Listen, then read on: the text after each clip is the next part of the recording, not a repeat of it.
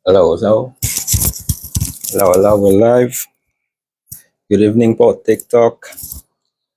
So, wait lang natin yung iba. And we will be having our tips for knee pain and injuries.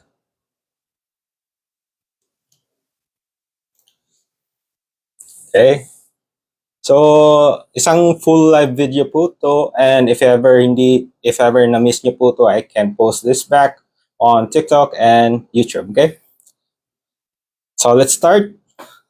So, first, I want to introduce myself. I'm PJ Casquejo, a licensed physical therapist here in the Philippines, and I have a certification of strength, performance, and conditioning. And I also love the world or industry of sports and fitness. And today, I'm gonna introduce what Prevail Rehab is. And if you want to know more about Prevail Rehab, that is the online physical therapy platform and website that offers online rehab programs on the go. And if you want to book a consultation, in-person treatment, you can book directly. And again, so for our topic today is knee pain or injuries.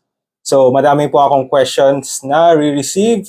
It's either po about ACL injuries, jumper's knee, knee osteoarthritis, ano pa, patellofemoral pain syndrome, IT band, runner's knee. So madami po, no? So in this video, I will be combining it. So isang comprehensive education po to, from basic to anatomy, different kinds of symptoms, paano iti-treat natin, and i-classify natin kung paano ba malalaman if ACL, MCL, jumper's knee, osteoarthritis. So I will be discussing all of that. And ano pa, yung mga kung paano malalaman if may fracture ba, dislocation, kailangan ba ipakita sa doctor or pwede lang ba kayo-kayo lang sa bahay, mag-treat. So I will be discussing that all po. So if ever interested po kayo, you can tune in. If ever hindi nyo po ito naabutan, I will be posting it back here in TikTok or in my YouTube channel, okay? And I will also be discussing how long it will take para mag-recover po kayo. So it's either po mild, moderate, or severe injuries. How long po? Is it weeks, months, years? And paano ba malalaman if pwede na po tayong mag-return sa ating normal activities? For example, walking, running, basketball, sports activities. Paano ba malalaman natin? And again, after that, I will be introducing all their programs from the phase 1 or after you got injured, for example, after 1 week, after 2 weeks, what to do on that. So this is being all about comprehensive rehab exercise at the end po sa live. Then strengthening exercises, mga tips, paano for faster recovery, yun, parang, tapos yung phase 3 po is parang sports-specific injuries. Paano po ma-lessen yung chance of injuries? Paano po ma-avoid natin? So, yun. Lahat po, I will be discussing it all. And first, I want to introduce first with the knee pain. So, basic muna natin. Paano malalaman natin, no? So, madami pong causes of knee pains. Marami po, no? It's either discomfort. Is it due to trauma? Is it due to injury? Madami po yan, no? So, you can name it all. ACL, MCL, PCL. But first, we need to understand, so ano ba ang nangyayari sa loob ng tuhod natin, okay? So, we need to dig deep po. So, papakita ko sa inyo yung picture. So, I can use my knees, but mas better po na may pictures po tayo, no? So, for example ho, papakita ko sa inyo po. So, ito po yung tuhod natin. So, marami pong nagtatanong yung ACL natin. Ito po, ACL. So, ito po yung thigh bone natin. Ito yung patella. Okay? So, sa gilid po, outer side, ito po yung LCL natin. At ito po, inner side po to, yung puti na sa gilid, MCL. At ito po yung meniscus natin, nag-act yan ng shock absorber po. Okay? So, if may pressure dito, yan po na-absorb ng pressure, okay, at weight. And sa likod, ito yung PCL. So, front view po tayo. So, lower leg po, itong tibia. At sa outer leg, lower leg po is the fibula. Okay? So, para po may idea po kayo, may big picture po kayo, ito po yun, okay?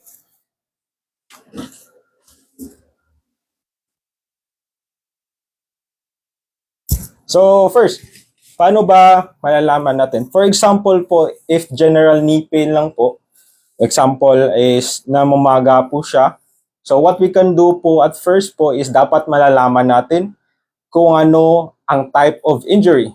For example, if galing kayo sa basketball or due to age, baka osteoarthritis, ganun. So, need po malaman. So, dapat po ipakonsulta po agad sa yung doctor para po malaman ng doktor kung ano talaga nangyari. Okay? So many people message me kung ito po nangyari sa tuhod ko, patulong naman po. So ganun po. So na-aksidente po ako, parang ganito. So need po yan test po sa doctor or i-ask sa doctor, okay?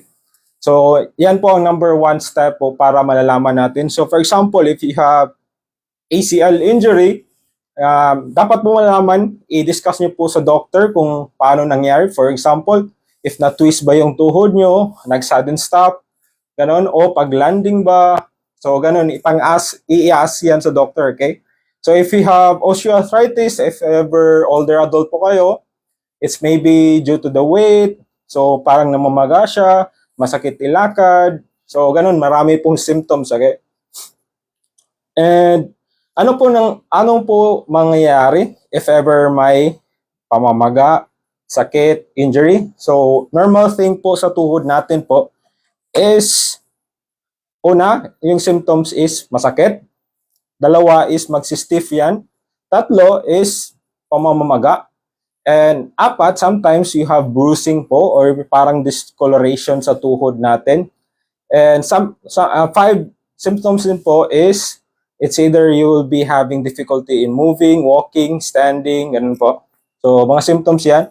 At paano ba malalaman natin if fractured ba siya, dislocated ba siya, o pahinga lang, o strain lang ba? So, one thing po is, after the injury, you can observe if may dislocation po siya or parang malformation sa tuhod nyo. For example, sa kabila, compare nyo yung dalawa, tapos yung isa medyo misaligned. So possible po yan if na may dislocation o pag is-straighten nyo, medyo mahirap siya. So possible din yan na need natin ipakonsulta agad. If ever, lang po, strain lang po. For example, galing sa injury sa sports, sa running, ganon. So walang disformation, walang dislocation, ganon pa. So you can completely rest it first, especially in the first day.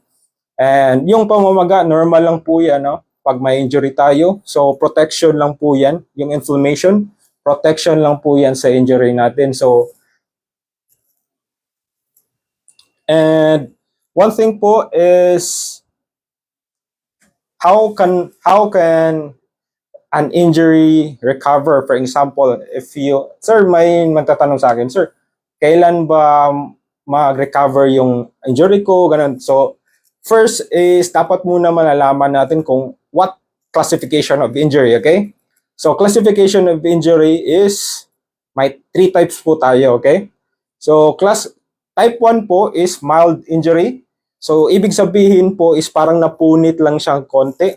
For example, like papel, parang napunit lang yung papel. So, mga tendons natin, mga ligaments, muscles, tendon. So, parang napunit lang siya. So, type 1 lang po yan, okay? So, usually, yung recovery niyan is mga days or weeks, okay? Tapos, type 2 po is sinatawag natin na moderate injury or tear. So, moderate po, ibig sabihin, for example, if you have a paper, so parang napunit lang po siya, pero buo pa rin yung papel, okay?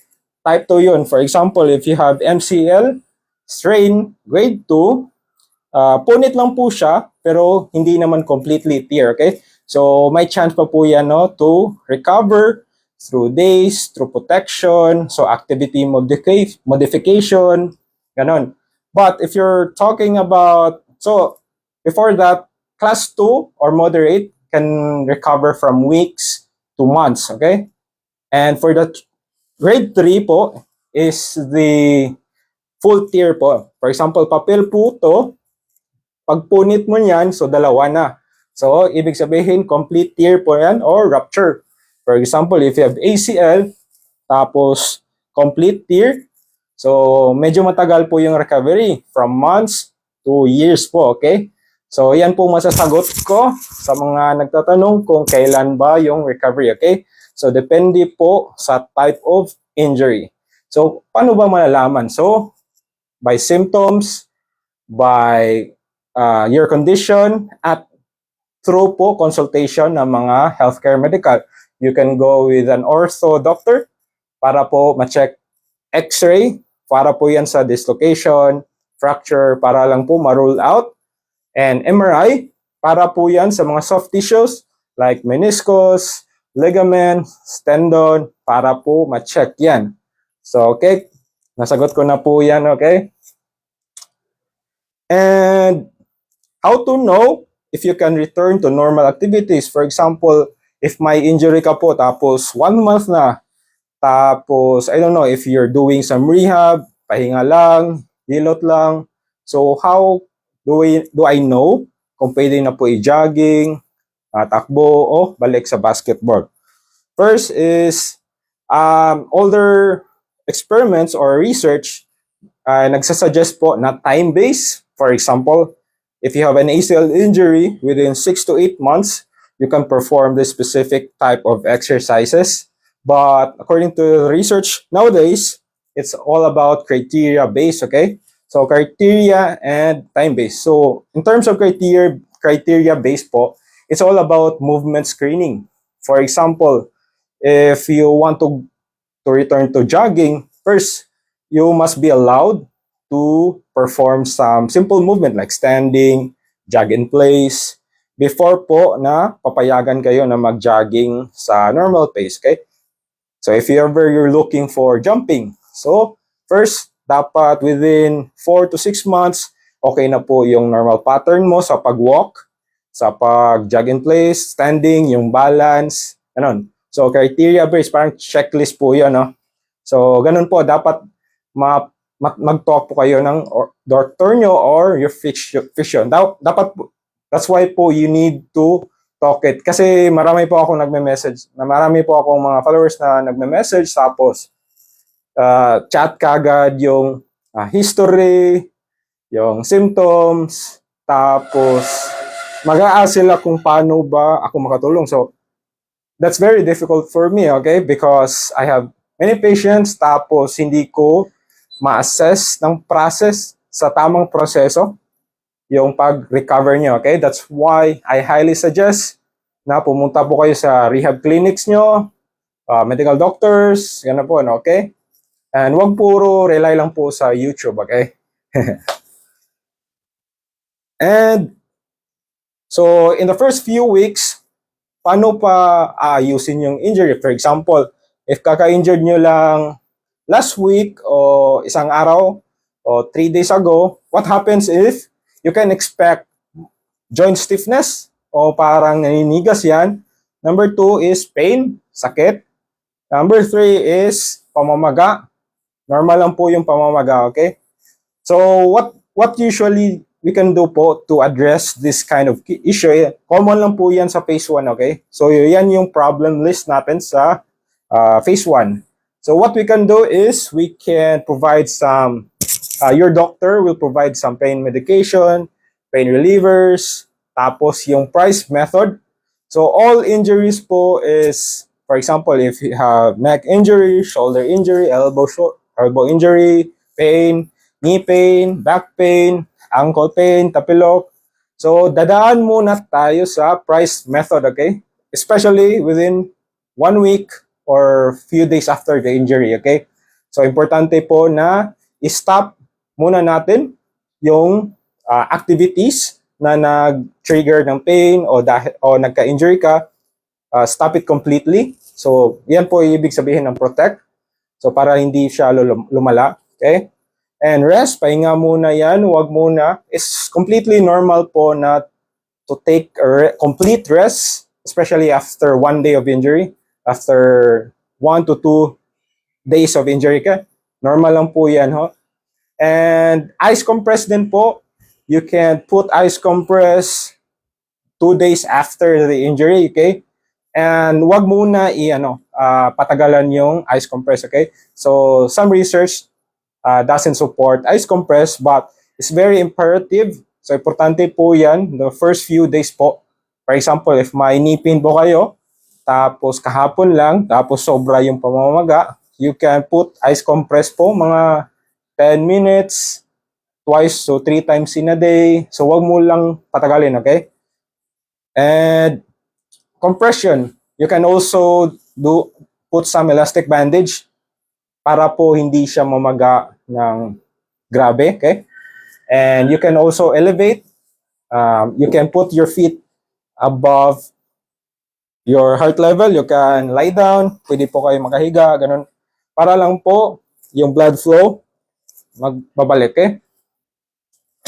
And you can also perform some activation exercises. Actually, in my rehab program po, is nandun na po lahat from phase 1, phase 2. So may guidance na po yun. But if you want some general guidance, you can perform activation exercises. So normal lang po, I got a lot of question, no? Bakit daw lumiliit yung paa nila sa mga injured? So normal response lang po yan pag na-injured po tayo. So if may pamamaga po dito, normal lang po response ng mga thigh muscles natin liliit. So that's why it's very important within 2 to 4 days after the injury, you can perform some active range of motion po. For example, if may pamamaga, stiffness o sakit, so make sure to move your leg like this. And make sure this is pain-free movements. For ibig sabihin po, hindi ko isagad. For example, if masakit na dito, you can limit the movement from here to here. Actually, after 10 to 15 reps, you can observe na medyo hindi na to matigas. So actually soften. So what happens po if mamove natin to yung tuhod natin, if ever ba yung pamamaga, yung nutrients po, yung blood circulation, is magtutulong po yan para to help on your recovery, okay? May iba kasi na hindi na nila igagalaw, especially after 2 days of injury, okay? So mali po yun. You can do some heel slides, 12 to 15 reps, tapos 2 to 3 times in a day, yun, every day. So nandun na po yun sa program ko. And from day 1 to week 8, nandun na po, guided na po yun lahat ng mga exercises na gawin nyo. And second exercise po sa mga phase 1 o after you get knee injury, tapos 2 to 4 days before. So you can do some quad sets. So squeeze nyo lang po yung thigh muscles nyo. So you can feel the contractions po. Naninigas po yan. Exercise number 2 po natin to. Squeeze nyo lang po mga 5 seconds. Tapos 10 reps. Okay? You can perform this nakahiga lang, nakaupo. Okay? So nandun na po sa video ko at nandun na po sa programs ko. You can do that every day. Para lang po hindi siya lumiliit yung paa, okay? You can also do this if ever may fractured tibia po kayo. I got a lot of questions also regarding with fractured tibia. First is, you need to move your knees, okay? Pain-free din po. So, mga 1 week, within 1 week lang po to, no? Or after surgery, ganun po. So, importante po yan. You can also do some heel raises if ever may tibia fracture po kayo. Ganito po. So make sure pain-free lang po, no? Para hindi siya lumiliit dito. So focus kayo sa muscles dito, no? Pag may fractured tibia kayo, ito, fractured yan. So normal yung muscles dito, sa kabila, liliit yan. So make sure to move your ankles like this para po ma-activate tong muscles na to. Okay? Tapos, regarding po sa activation, you can do some mobility exercises. So remember, nasa phase 1 pa tayo, ha? Nasa 1 week. You can also do some mobility exercises. For example, grab nyo lang yung hita thigh nyo. You can also do some tibial rotation. Ganun to. Para lang po to provide nutrients and blood circulation sa tuhod natin. So you can do that, ha, kahit may pamamaga pa siya, as long as pain-free, okay? Kasi yung iba natin, takot gumalaw pag may pamamaga, tumakbo agad sa hilot, or papamanip kagad, ganun. So, actually, the research supports po, if ever may pamamaga pa siya, you can perform movements, okay? You don't want to rely also with pain medications. Kasi pag nag-rely po kayo ng anti-inflammatory pain medications, ano nangyayari po yan, parang pinapatay ng gamot yung inflammation. So normal response, dapat thankful po tayo sa inflammation response kasi po pina-heal niya with the natural process. So normal lang po, wag po kayong matakot sa inflammation, pamamaga, normal lang po yan, okay? And as long as hindi siya umabot ng months, yung pamamaga, dyan na po, medyo unusual na po yan na symptoms. You can consult your doctor if matagal na yung pamamaga, okay? Actually, within weeks or days lang po mawawala yung pamamaga as long as na-protektahan nyo yung mga activities, pahinga muna, compression, ice, within 1 to 2 days muna, ha? Tapos, movements. Actually, itong simple na movements po, it can actually help with the inflammation o pamamaga, okay? These movements, simple movements, pain-free movements, okay?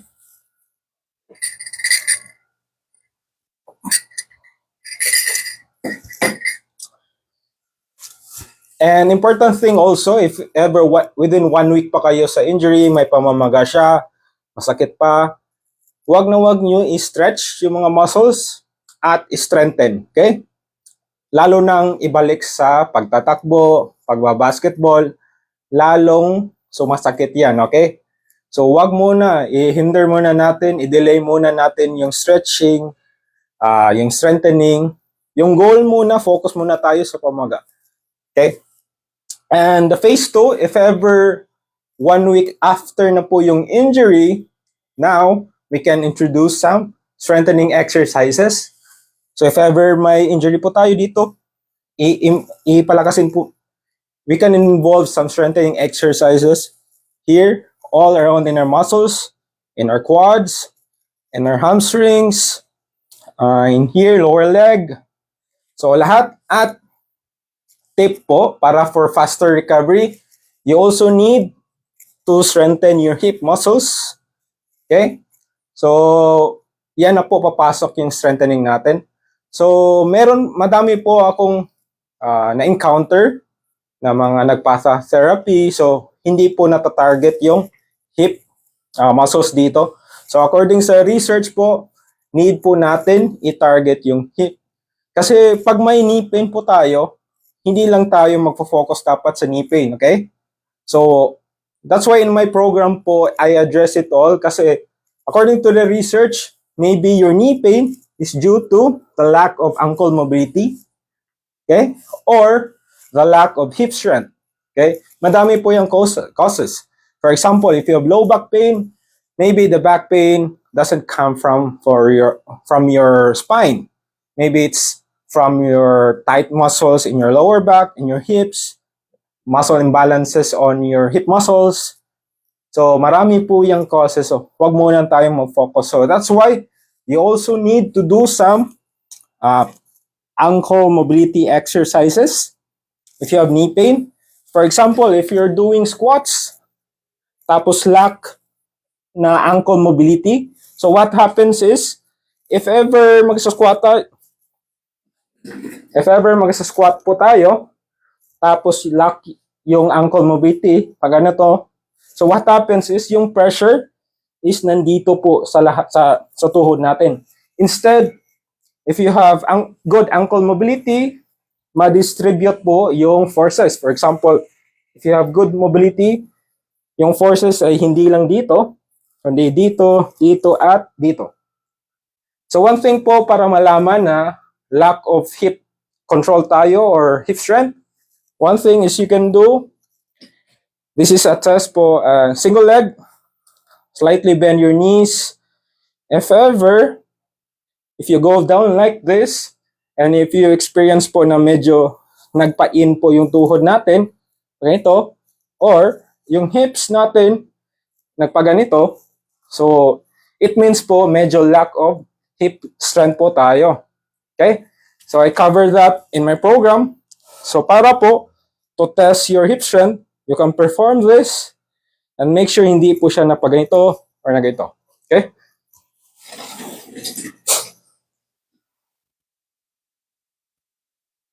And another thing, if ever 1 week after na po o medyo wala na po siyang pangamaga, you can introduce some flexibility exercises. Diyan na po papasok yung quad stretch, or hamstring stretch, or hamstring swoops. You can perform this also. So madaming stretches po yan. So as long as hindi siya mamaga, you can perform that. Okay?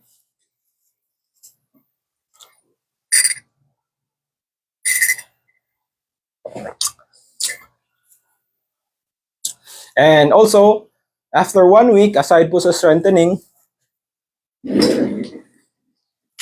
you need to also train your proprioception or your balance. So to test this, if ever you have injury po, you can do one leg stance. If ever nag-wobble siya, it means lack po yung proprioception nyo. Okay? Lack po kayo ng balance. So importante po yung proprioception to reduce the risk of injury. Okay? So test nyo lang po. Ito, head straight, perform one leg stance, and if ever wala pong wobbly, and if meron po kayong problem sa proprioception, ganito po mangyayari, okay? So it means na need po natin i-address yan. So sa program ko, nandun na po. And also, to challenge this, you can keep your eyes closed para po sa proprioception progression. Okay, nakapikit po yung mata ko. Actually, ninyo, medyo wobbly po yan, okay? And you can also do some eyes closed, tapos with head movement. So, medyo mag-challenge yan. So, you can aim for 1 minute, tapos 2 to 3 sets. Okay? Because some of the treatments nag-i-involve ng wobble board. Familiar ba kayo sa wobble board? So if you're familiar with wobble board, yung parang balance board, tapos you will be doing that without this exercise first, medyo useless po yun, okay? Parang nag-skip ka po from one exercise to exercise. So it's better to practice first your single leg balance, okay? Before you'll be doing some balance board, more complex exercises. So focus on this one first, okay? So you can also challenge this movement by slightly bending your knees. Ayan doon po. Ito po. And you can also do some head movements para po to challenge. And you can also do some eyes closed. Yan, medyo nag-wobble na. Yan, need po yan, train natin yung proprioception. So, by just doing this, your ankle sprain also will be, magre-recover din po kasi complete po yan, no? Straight yan, parang connection lang po yan, no? If you have strong hips, this will also be stable, also your ankle, okay? So you can perform that for 20 to 30 seconds if ever mahirap pa. So if ever mahirap pa po to, you can perform without slightly bending your knees. Ito. Okay? And afterwards, you can progress these exercises with simple movements like this. So, clock reaches na po to. For example, ito yung injured ko. So, ito nati-train natin. So, 1. So, focus on the lowering part po. For example, here. And you can also do some elevation. Pwede po kayo gumamit ng stool para po i-touch nyo lang po to tapos dito. I have a video on that po. Okay, gets nyo po. And again, if ever months after po or years na po, you can do some sport-specific training. Depende po sa goal natin. If ever volleyball player po kayo, runner, basketball player, gym goer, depende po yan sa goal nyo, okay? That's why you need to work on with your doctor or physio. So sa phase 3 natin po or yung sport specific, we will be customizing programs po para sa inyo. For example, if you have ACL injury, tapos yung goal nyo is makalaro. So upon analyzing the sports, it involves quick stops, multi-directional movement. So marami, for example, if you want to do like this, so sudden stop po yan. For example, quick of change direction. So you need to train that also para po mag-help po yan sa transition sa sports nyo. For example, if you're a basketball player, tapos gusto nyo po ma-recover towards pabalik sa basketball. So one thing is need po natin yung correct landing mechanics. So not just here in the front, but also from the side. Okay? Side also. And diagonal position. And aside from that, you can also introduce some sudden stop like this. Tapos like that. This. And some rotational movement for your cores. And some dynamic movements for basketball players. So marami po yan. If ever volleyball players po kayo, yung landing mechanics, yung one leg stance. So parang mimimik lang po yung movement. If you're a runner, so depende po yan. So mga eye movement. So yan. So depende po yan sa PT nyo. So again guys, if ever may questions po kayo, parang madami na po ata dito.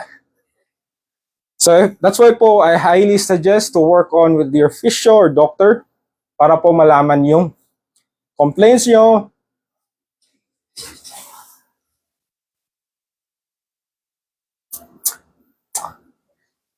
So yan. So that's why po na sa lahat po na nagme-message sa akin, paano ba gawin to, paano ba mag-recover nito. So actually po medyo mahirap po yan i-solve, okay? Kasi madami pong tao nagme-message sa akin. Tapos pangalawa is case-to-cases based po yan. For example, if this program works for her for how many months, tapos this program doesn't work for her, ilang months, so maybe it doesn't work for you, ganun po. So that's why po, you need to go to a rehab clinic near sa lugar nyo, or consult with an ortho doctor or sport medicine sa lugar nyo. If ever naman po, you're just looking to save and need a quick guidance, follow step-by-step protocol instructions, my rehab programs po is available at naka 50% off po tayo. You just need to use my code PR50OFF para po 50% discount. For example, if you want to go to some clinics, nasa 1K plus ata yung treatment. And aside from that, manabi po akong nag-question, sir, pwede ba isang session lang? So, ganun. Medyo mahirap po yung isang session, okay? So, you need, the rehab po, parang gym po yan, okay? So, you need to commit to it 3 to 6 months, even years. So, that's why po, yung rehab din po is same with like that, okay? So, you can't expect that your knee or back pain will be eliminated or reduced within just a few sessions, okay? You need to do that. And if you want some guidance, I have an 8-week programs po para sa shoulder, low back pain, jumper's knee, ACL. So, nandun na po lahat. At if ever nag-enroll na po kayo, you can ask questions po regarding sa program. If ever nahirapan po kayo, pwede nyo po i-modify yan. So, ganun po. You can hit me up. So, according here, please always see a psychiatrist or psychiatrist so they can see your injuries. Yes, you need to consult po with your doctor, ortho doctor, sport medicine. Kaya po sa lahat nagme-message sa akin na pa-help naman po with my injuries, ganito, ganito. Tapos, nag-message lahat ng mga history, ganito po, aksidente. So, actually po, I can't help that po. So, that's why po, you need to consult with your psychiatrist, doctor po, para po malaman lahat ng mga dapat i-diagnose, okay? Yes. Physiotherapist. Yeah. So, ganun po. So, I'll be answering some questions po, ha? Here.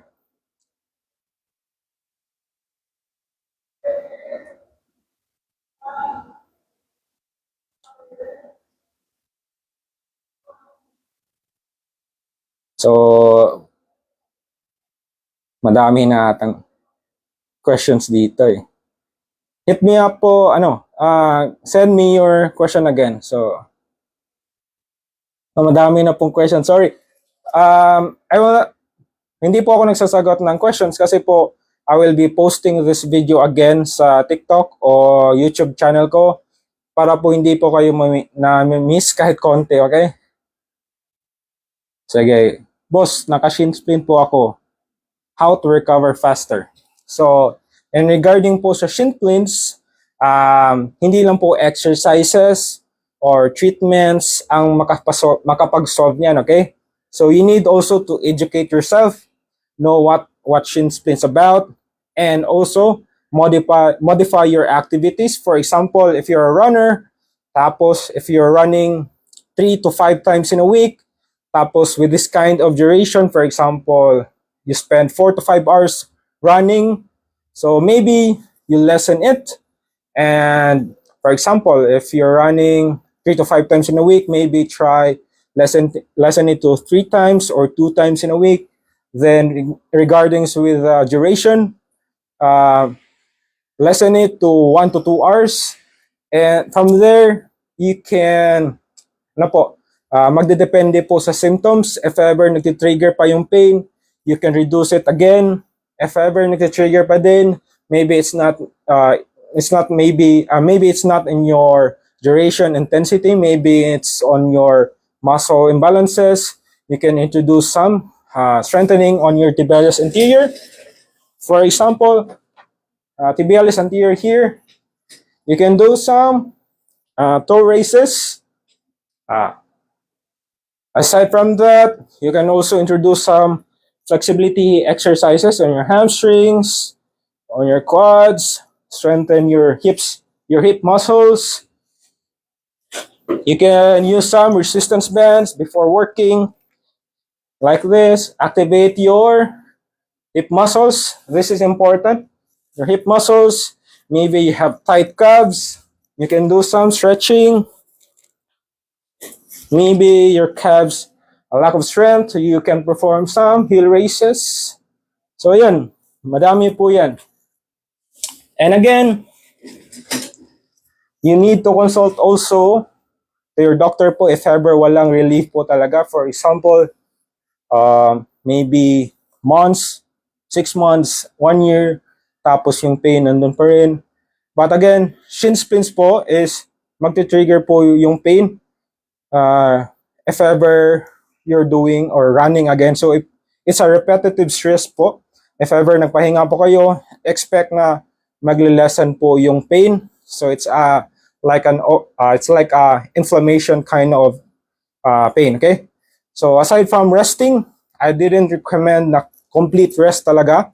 You can modify, adjust the intensity, the frequency, and do some activation exercise, flexibility, mobility.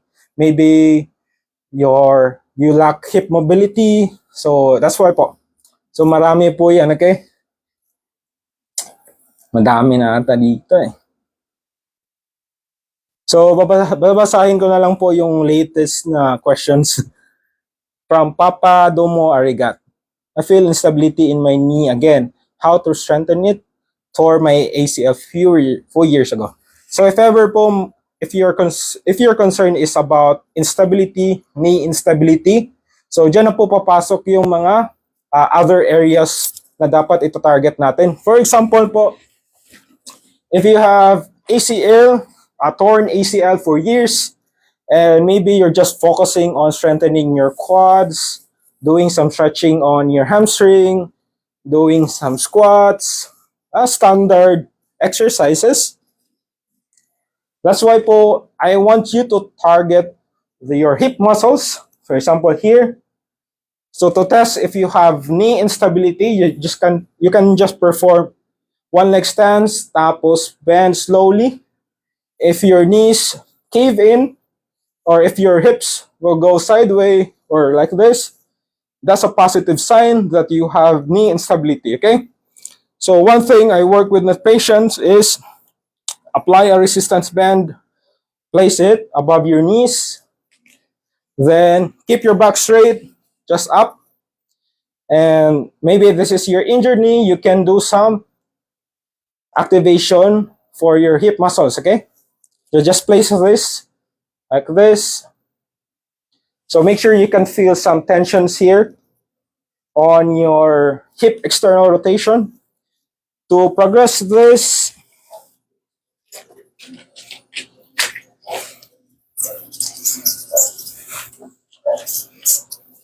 you can progress this by doing some single leg anti-rotation. For this one, this part is I'm targeting on my hip external rotation, but the other leg is working on stability. So you want also to target the other side. So in this movement, I'm targeting my hip stabilizers. So I don't want to cave my knees in like this. So just keep your knees out when doing this. So you can perform 12 to 15 reps, 2 to 3 sets every other day. And you can observe that your knee instability will lessen because you targeted your hips external rotators, okay? Whew. Pagod. Hinahanga ako. Whew. Norvic J. Ano po much better gawin? Sa 1 week, old sprain ankle po. Di pa po ako makalakad ng maayos. Okay. Let me catch my breath muna. Whew.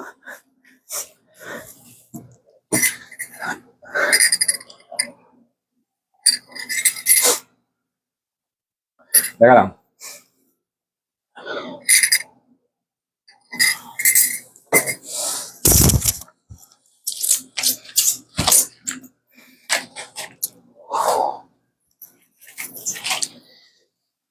Okay, we have question regarding ankle sprain.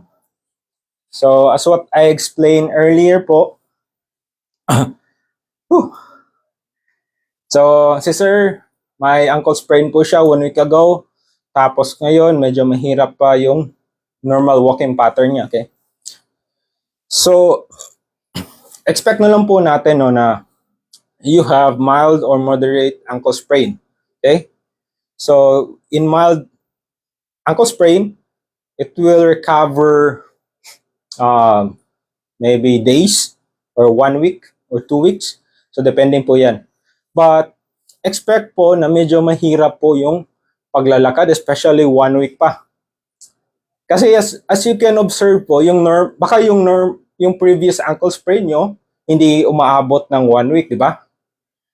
But now, yung ankle sprain mo, umabot ng 1 week tapos hindi ka pa nakalakad kasi namamaga siya. So, ibig sabihin po, yung previous ankle sprain mo is baka mild injury lang po yun. So, type 1. So, baka konting punit lang po. For example, paper po to. So, konting punit lang po. That's type 1. So, it usually recover within days. Maybe 3 to 4 days. So, that's why you're wondering na, sir, bakit yung ankle sprain ko ngayon umabot ng 1 week? Tapos namaga pa siya.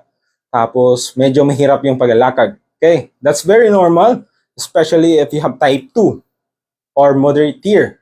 For example, if may papel po kayo, type 2 po is you tear it down, pero complete pa po yung ligament, complete pa po yung papel. So that's type 2. Usually yung type 2, if you're familiar with LeBron James po, yung ankle sprain niya, yung parang Dallas ata yung kalaban.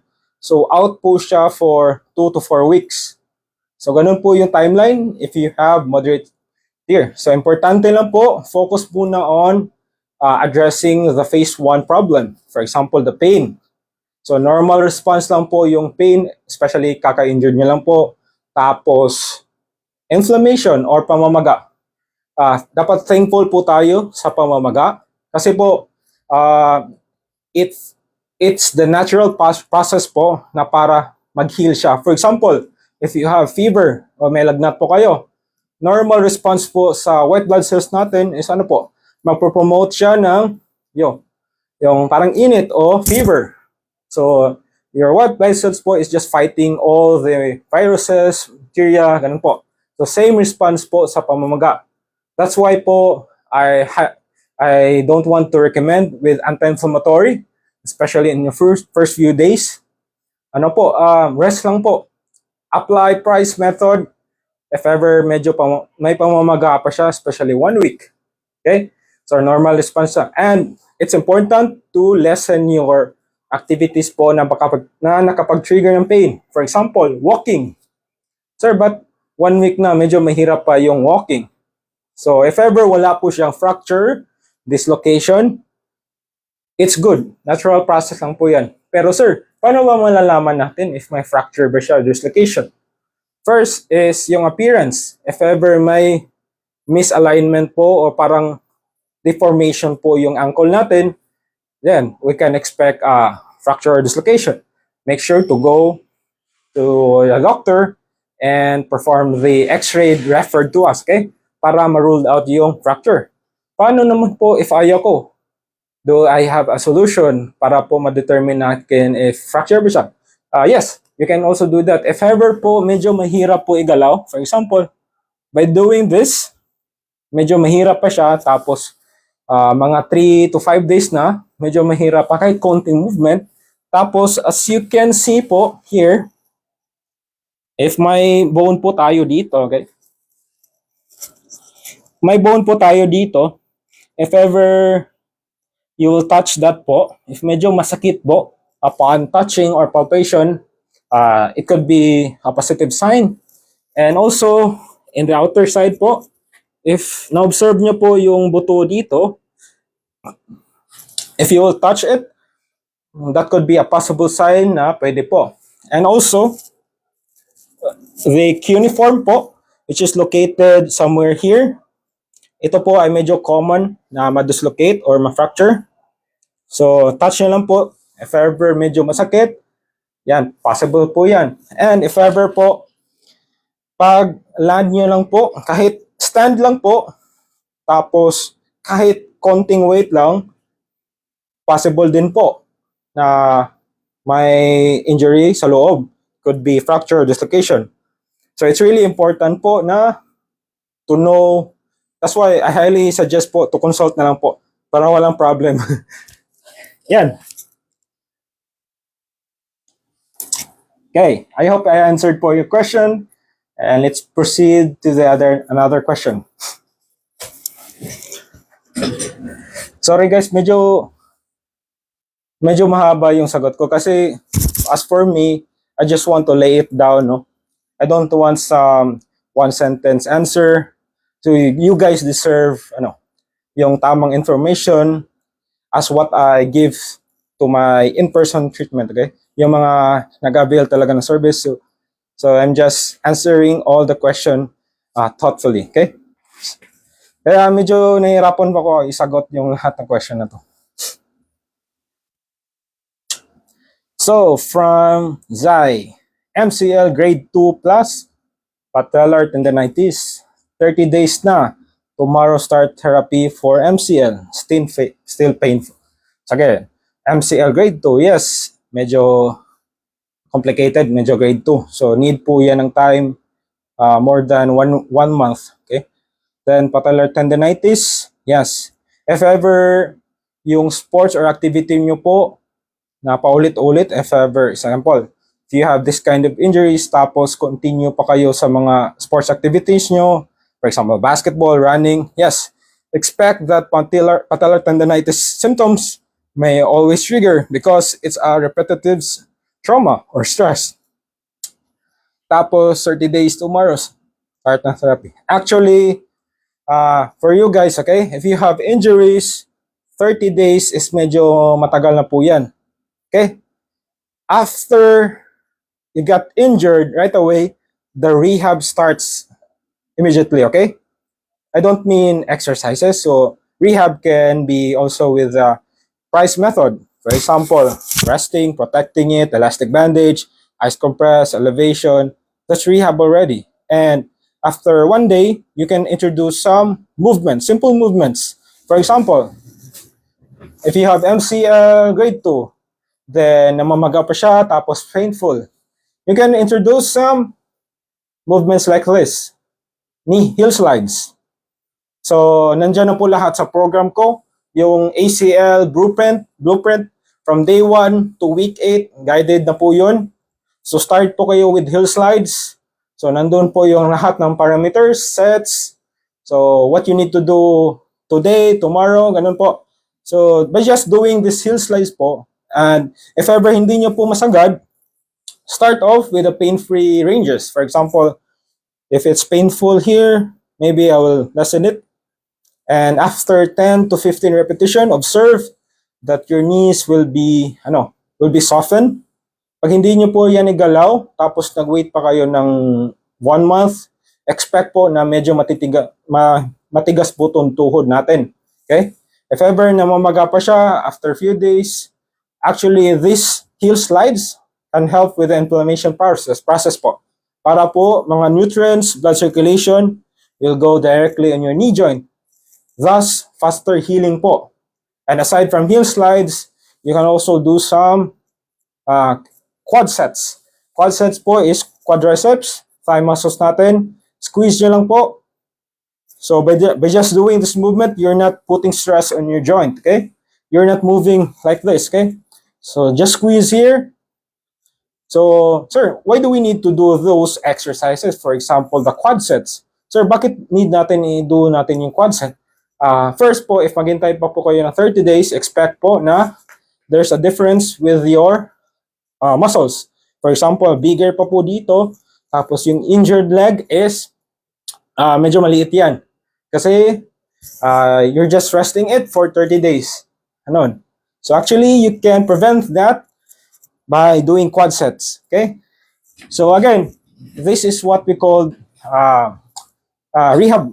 You can start your rehab right away. So if ever po, you will go if you have surgery, if you go ACL surgery after 1 month. So the prehab exercises po helps with your recovery. The more mobility, the more strength you have, the faster po yung recovery. Okay? So common po sa mga patients ko na, sir, I have scheduled 2 months after, tapos yun, hindi nila ni-rehab, hindi nila gagalaw. So expect talaga na liliit yung muscle para po nag-gym ka, no? If you're using it, magbabalon yan, magbubulk yan. Tapos if you're not using your muscle, you will lose it, okay? So yan, medyo lumiit yan, okay? That's very normal lang po.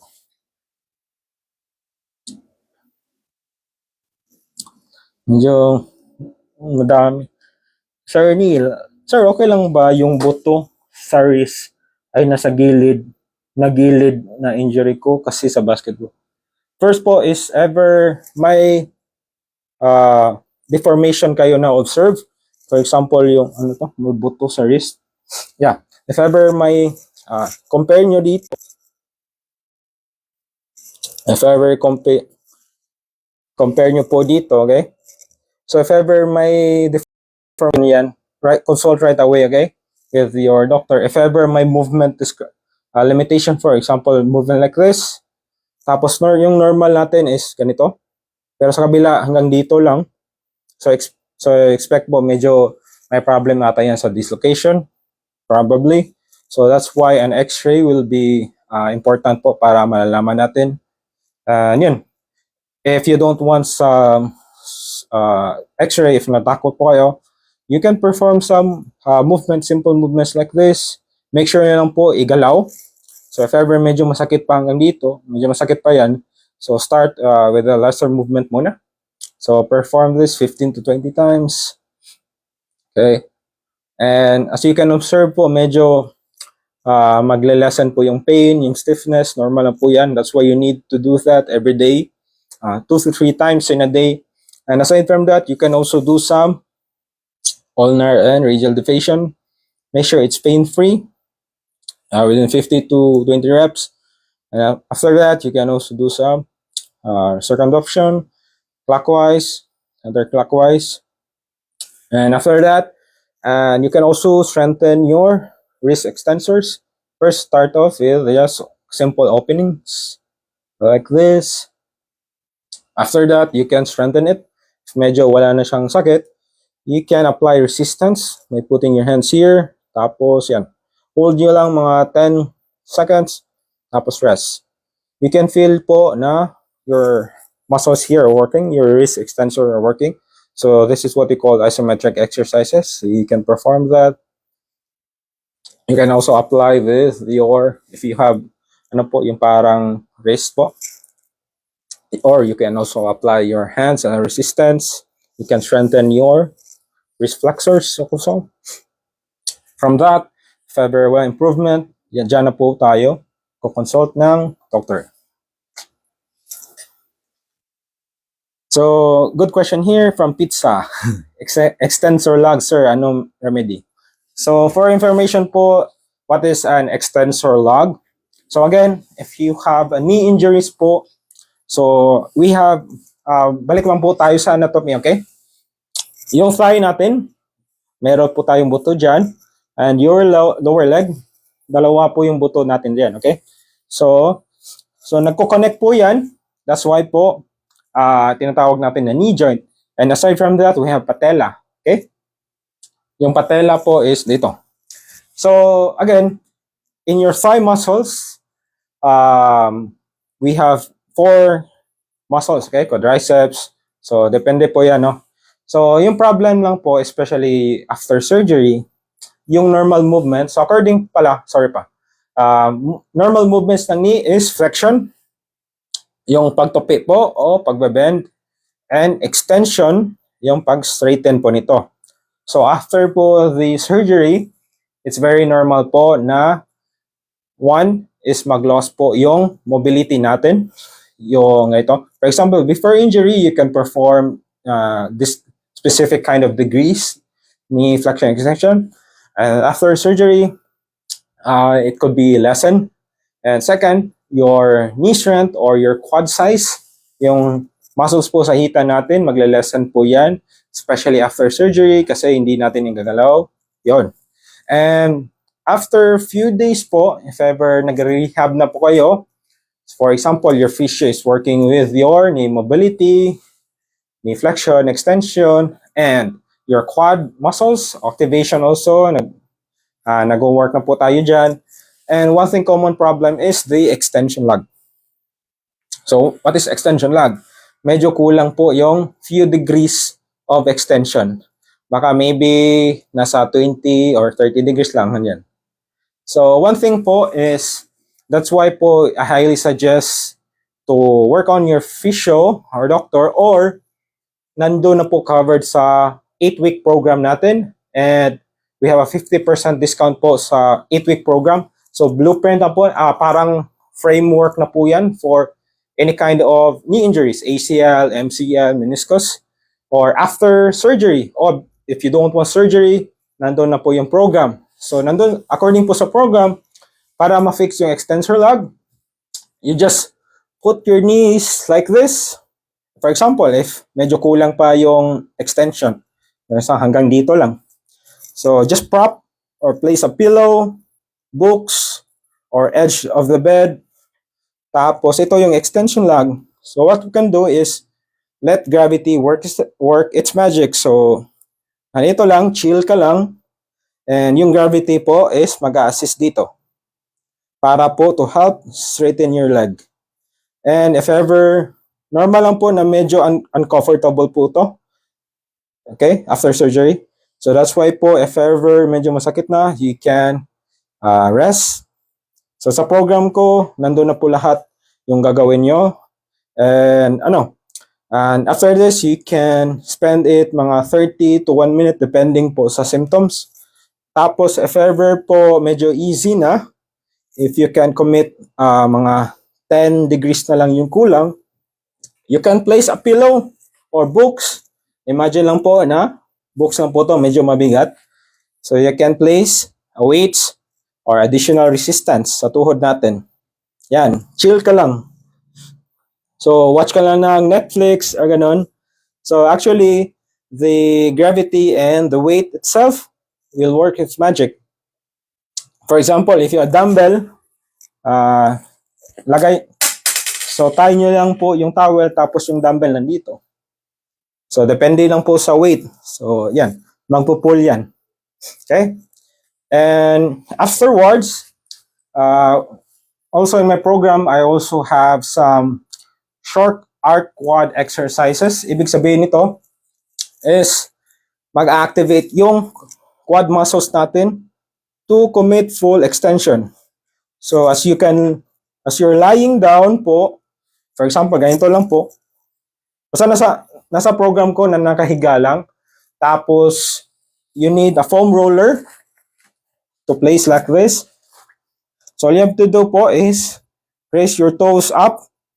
Tapos straighten nyo po by squeezing your thigh muscles. So hold nyo lang mga 3 to 5 seconds. Tapos relax. So ito po yung short arc quads. Nakaganito po yung position in order to focus more on your quadriceps muscles.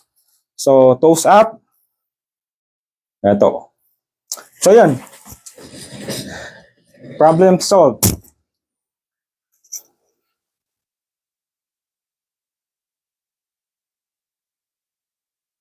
Okay. And for today, may nakita po ako na for neck problem. Okay?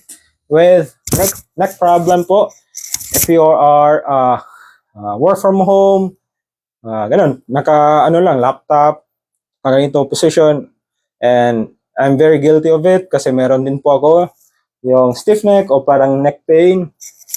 So actually, meron din po ako. So I just want to share some tips po para po ma-relieve po yan, okay? Just to avoid overspending or compromising your health, okay? So first po, what really happens po if may neck pain po tayo, no? So actually, yung neck pain pwede abot dito sa ulo, pwede din dito sa shoulder, pwede din dito sa shoulder blades, sa wings, yun, scapula. So actually po, Common questions I got is, it's maybe due to my improper position, baka slouch position, baka slouch posture ko, it's maybe due to my work, maybe it's due to lack of stretching, exercises, I need to move around. So according po is, common question I got, how to fix proper sitting correct position. So actually po, there's no perfect sitting posture po, okay? According po sa research, yung correct posture po na naka-work na ganito, for example, actually it doesn't help po, okay? So if ever po, if you have neck pain like doing this, you can also perform some correct position, but expect that after a few hours of maintaining erect position, you can expect that your pain will start, okay? Sasakit yan, medyo magsistiff. So that's why medyo ganito na din tayo. So actually, there's no perfect posture, okay?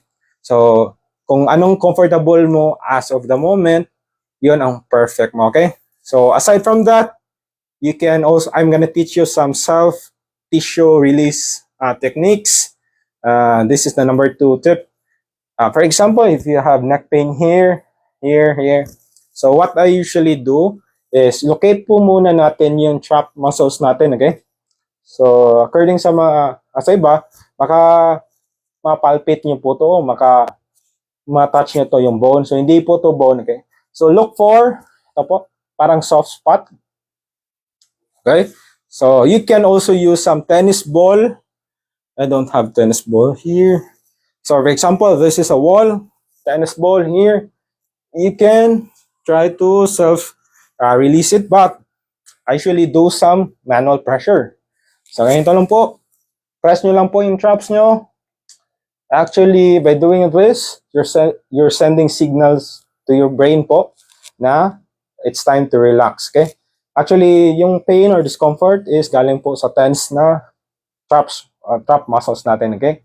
So maybe medyo overfatigue na po siya, or maybe it's sobra yung signal. So one thing you can do is put pressure. Or if you have a partner po, if may kaibigan po kayo, you can let them press it hard, then don't move po. Just press it hard for mga 20 to 30 seconds.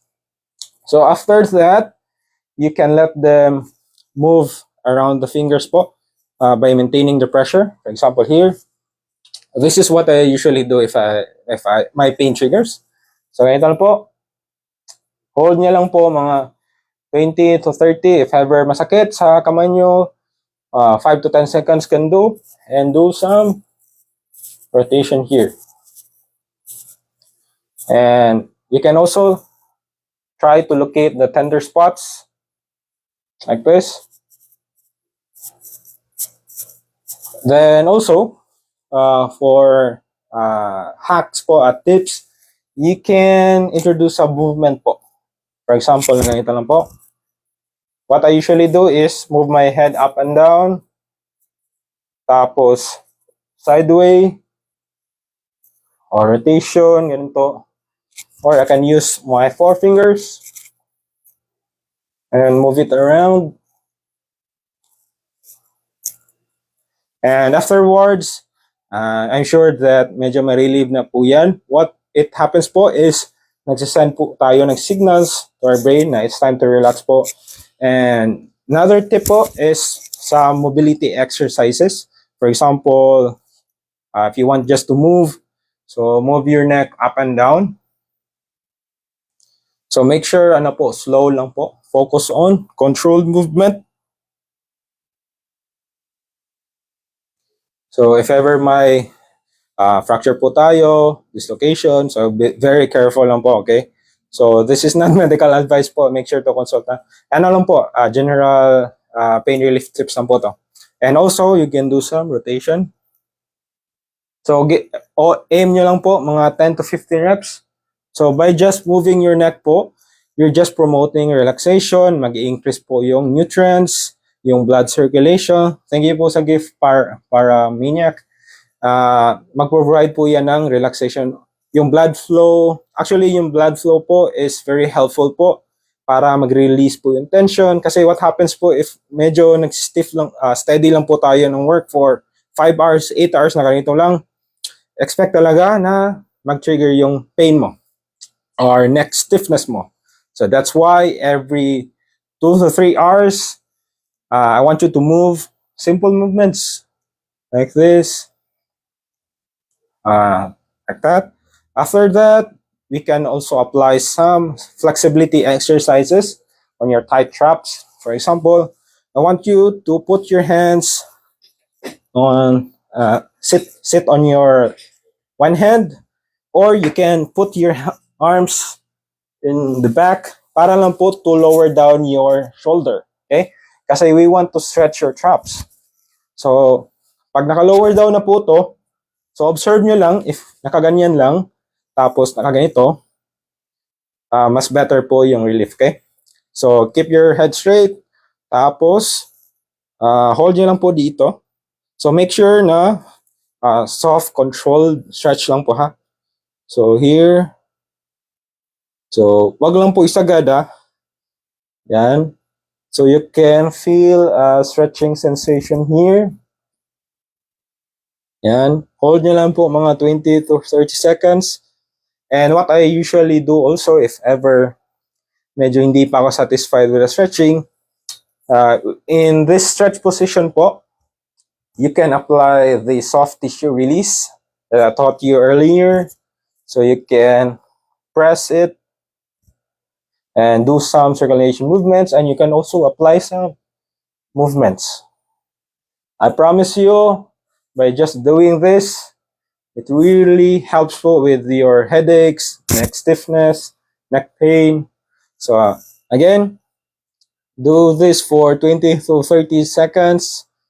Hold nyo lang po, okay? Aim for 2 to 3 sets. 2 to 3 times in a day po. Do it on the other side also. Okay? And also, we also want to target the levator's cup, another type of muscles. So aside from facing forward, you can tilt your head a little bit towards your right knee or the opposite knee here. And I want you to smell your armpit, okay? And here, stretch down. Some movement can be very helpful if you do like this. Then tilt your head like this, tapos down po, tapos stretch downward po. If you're comfortable with this one, para po to sa scapular blades natin, para mas stretch talaga siya. Yung iba, it works with this movement na. Ganito. So you can do that for 20 to 30 seconds. You can also do that to the other side. So one thing you can know if it's correct po is may feel po kayong stretch dito. Okay? You can also do some pressure or soft tissue release. What I usually do po if medyo stiff talaga siya dito, I usually do the stretch tapos i-move ko. So just apply a steady pressure. Ayan, tapos head movement. So it's very helpful. And aside from that, you can do some chin tucks. So what happens po if medyo forward head po tayo tapos may posture po tayo dito na ganito. So one thing po is roll your shoulder back. For example, ganito po yung posture natin. So just roll your shoulder back and down. So ito po. Tapos chin tucks po tayo. So make sure yung chin po hindi po umaangat o naka-down. So just face the wall po. Tapos ito. Para lang po na ma-fix natin yung forward head, okay? So hold mga 2 to 3 seconds here. Tapos rest. So for here, like this.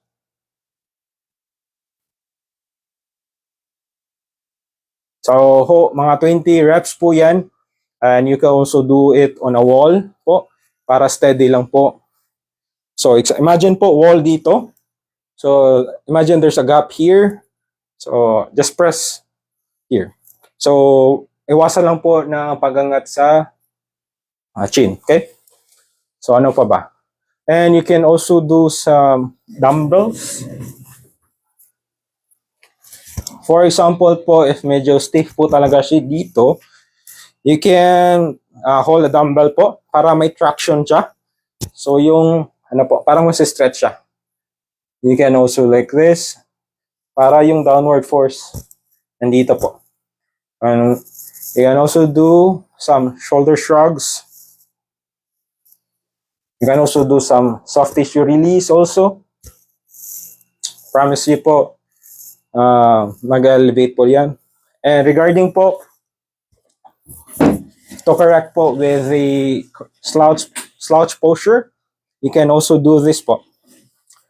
Here.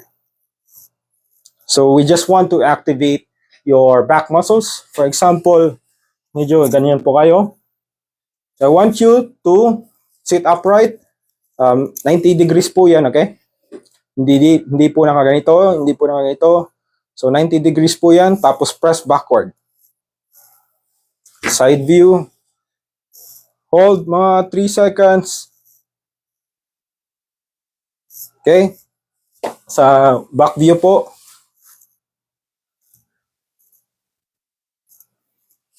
Yan. Very helpful po yan, no?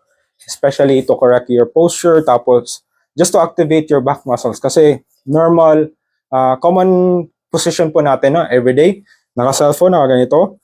Naka-work, nasa CR, studying, while watching this, naka-ganito po tayo. So it's very important to activate your back muscles also po. Okay?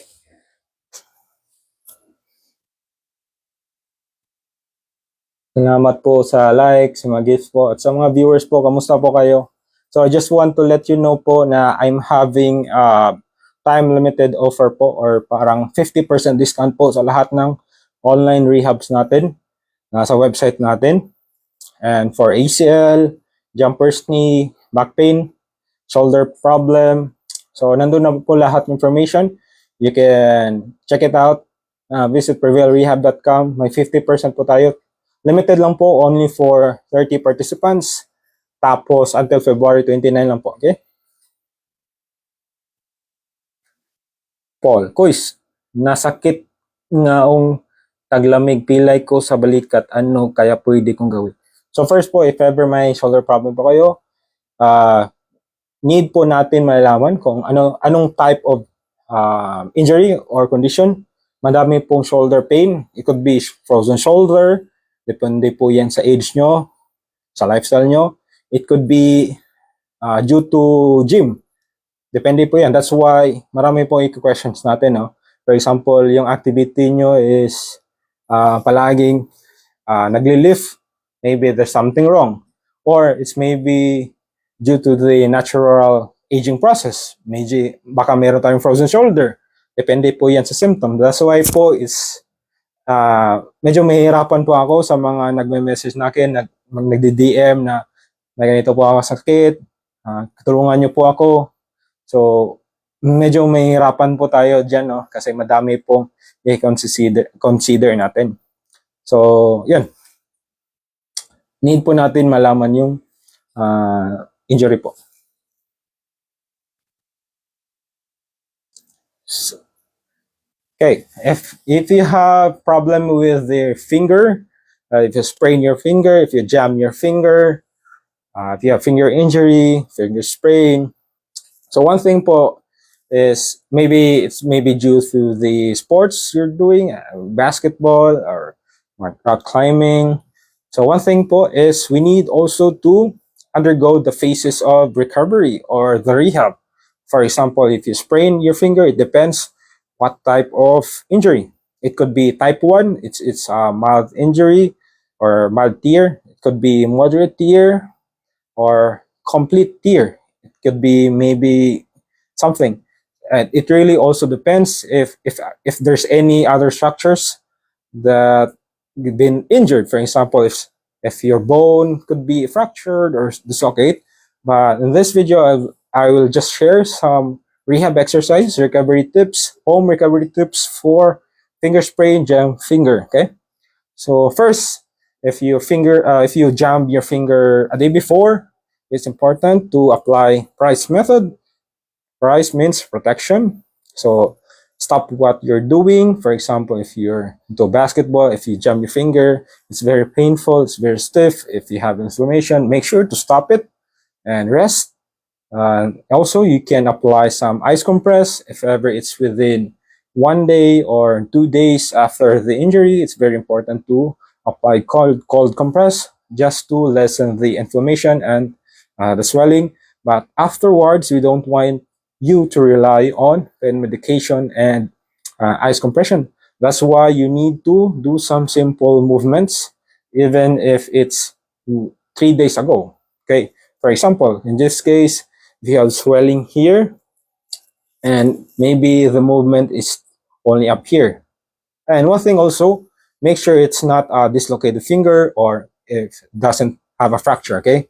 Make sure you can do some x-ray. Your doctor will recommend x-ray just to confirm that. And question is, how do I know without going to a doctor if you have a fractured or jammed finger? So by just moving or simple observing your finger and observing it, if there's a deformation or malalignment, it could be you need to go to a doctor. Okay, if ever it's when you move it, maybe it's very difficult or painful. It could be a positive sign, and also when you touch it, for example, here, if you touch this bone, maybe it's very painful. Make sure to consult your doctor, and your doctor will recommend X-ray. Okay, but in all of that, if there's no fracture or dislocation, you can start these exercises after 3 days, or if ever there's no pain or inflammation, or there's only minimal swelling. Okay, so first is, for example, this is your injured finger. A common injured one is the MCP joint. Okay, here maybe it's like this, or I don't know, maybe it's swelling. Okay, so one thing is we want to stabilize your finger here. So apply a movement like this. Okay, our goal here is to achieve full flexion and extension. If it's very painful, you can start within these ranges only, as long as within pain-free ranges. And you can do some 15 to 20 repetitions, 2 to 3 days. You can do that for 1 week. The purpose of this is just to lessen the joint stiffness. So expect that if you jump your finger, expect that it could be very difficult to move. So that's why I highly recommend you after 3 days, or depends on the pain symptoms, I want you to do this finger flexion exercises. Make sure it's pain-free, okay? And aside from that, we can also want to target, oh, this is the MCP, sorry. Yeah, I don't know, I forgot. So also you want to stabilize this also. Yeah, I think this is the MCP. No. Yeah, you can also do like this. Okay. Make sure it's pain-free.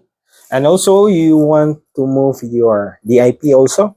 Stabilize here, like this po.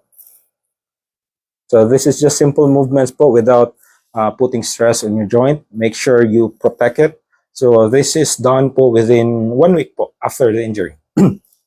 After that, you can also introduce some finger abduction and adduction. You can also open like this. If it's very painful, you can focus with one hand first, like that. So 15 to 20 repetitions. So after a week, if the pain and inflammation subsides, and if there's minimal swelling, yes, you can introduce some strengthening and isometric exercises just to regain the strength of your finger. Okay, so first is you just want to apply resistance here on your DIP or distal phalanx, and apply gentle resistance hold it for 5 to 10 seconds, then rest. And repeat this for 10 to 15 reps.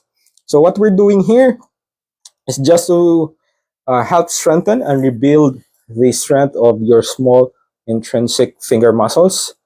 So when upon flexing it, we're moving the muscle from here, okay? So this is very tiny muscles. So that's why we also want to rebuild the strength. So focus muna on with isometric. This is isometric. And you can also do some isometric extension exercises. So you can put resistance here. So hold 5 to 10 seconds, then relax here. And afterwards, you can apply resistance here. So upon doing this, you can feel that your intrinsic muscles are working also here. So this is done within 1 week, after 1 week after the injury, or depends with the severity. As long as it's not pain-free and it doesn't trigger the pain, inflammation, you can do it. You can also do the other side, place a resistance here. And afterwards, we can introduce some strengthening exercises. You can use a bands, for example, just to add weight or add resistance. For example, here, I want to strengthen my finger flexors. So you aim for 12 to 15 reps. You're gonna also open your hands. So this is done maybe 2 weeks, or as long as it doesn't have pain, inflammation. Okay? So extension also. So we are building the strength on your finger extensors, and also apply a resistance and here, and also on the other side. So all in all, you can also do some tender gliding exercises. For example, if you have injured here, you can perform this. Start with this position, hold it for 5 to 10 seconds. Then here, here, here.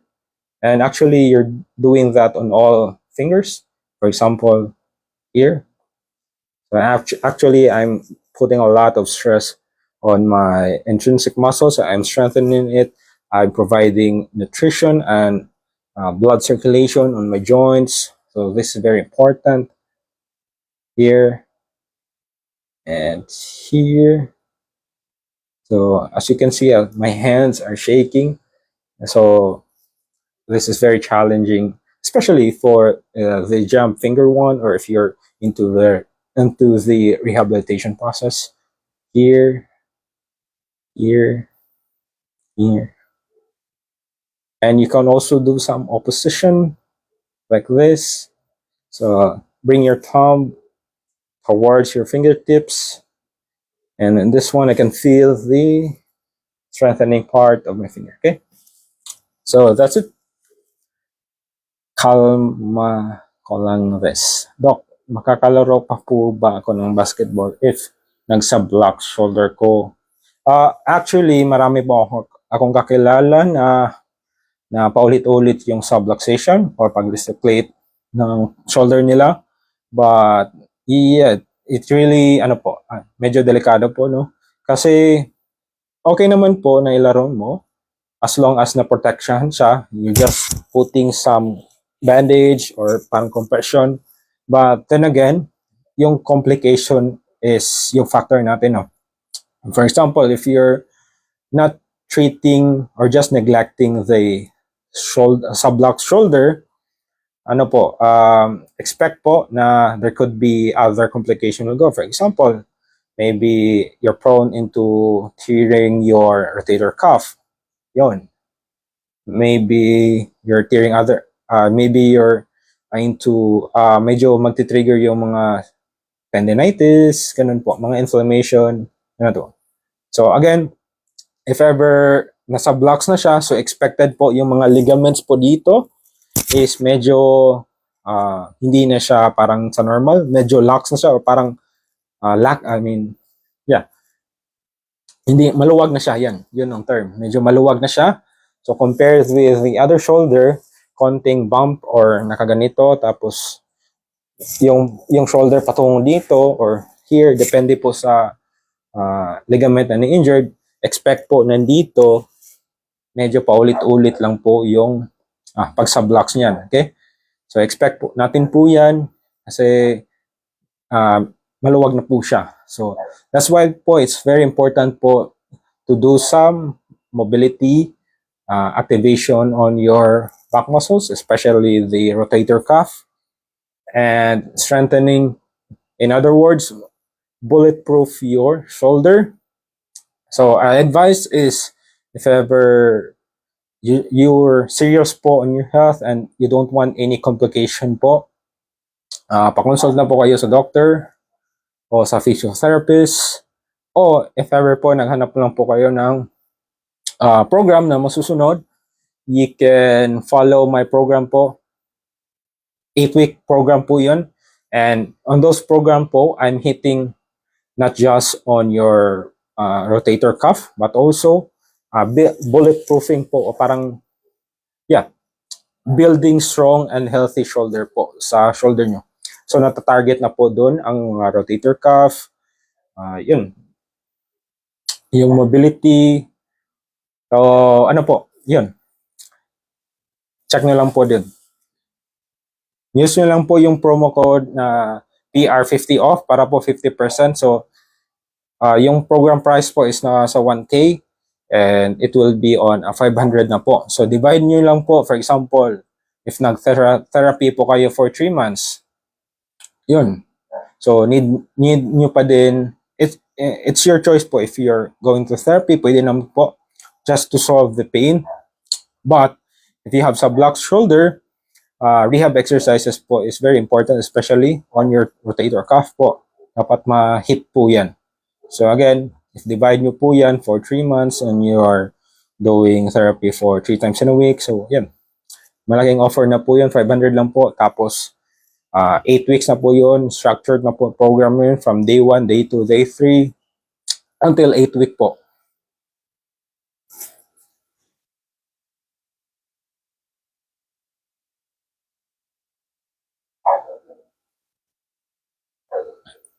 Ano ba pwede gawin sa swelling after ACL reconstruction 2 months post-op, not full flexion extension? Ano po pwede? Ano po pwede gawin sa swelling after ACL? Okay, question from Christine.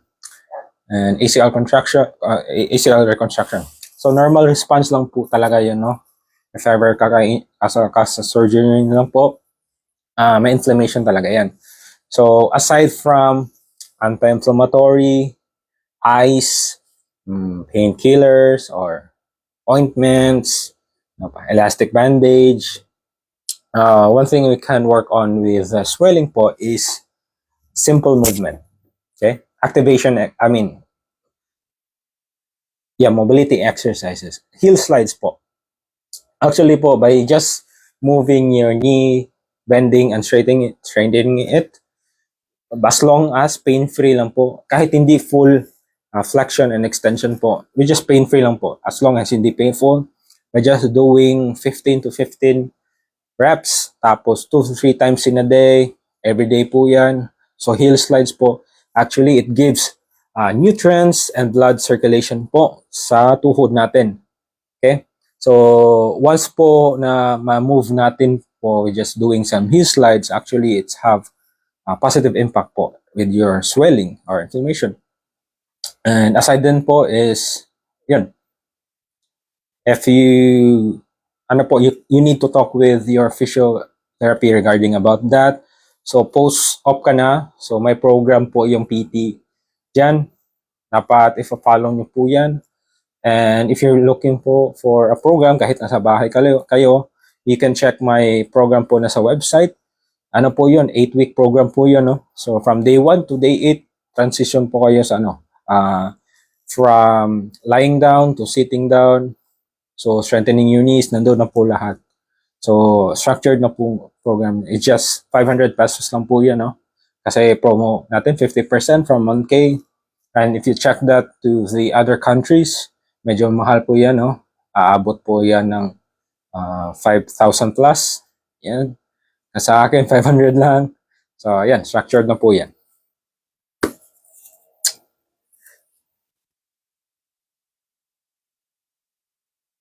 You're welcome, Mr.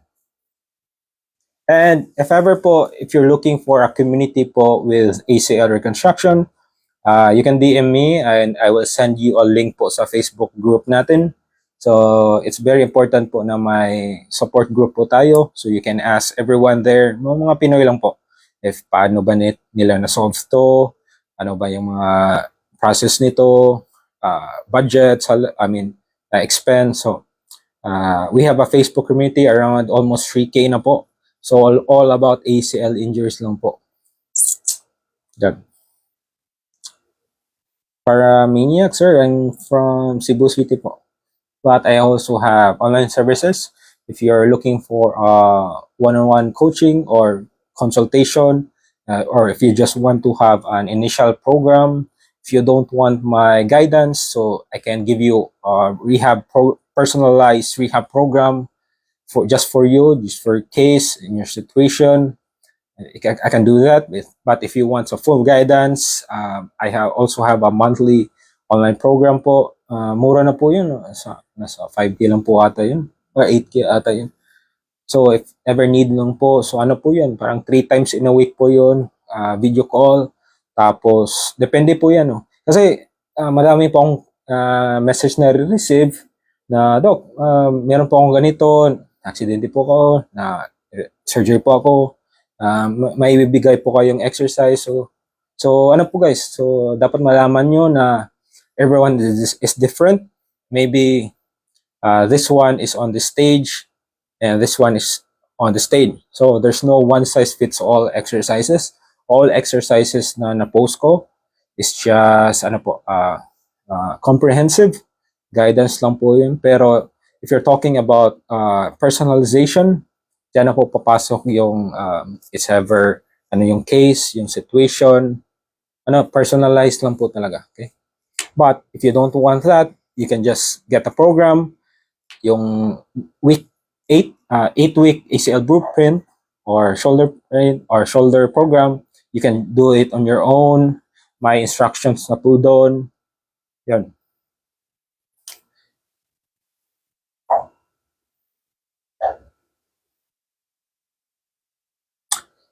For all PT students, sir, para Maniac, go lang.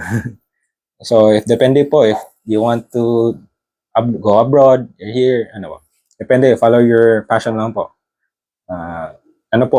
Yung tips ko lang sa mga estudyante na PT is medyo mahirap talaga yung school. Pero when you pass the boards, tapos nag-work na kayo, especially abroad, medyo easy lang po, no?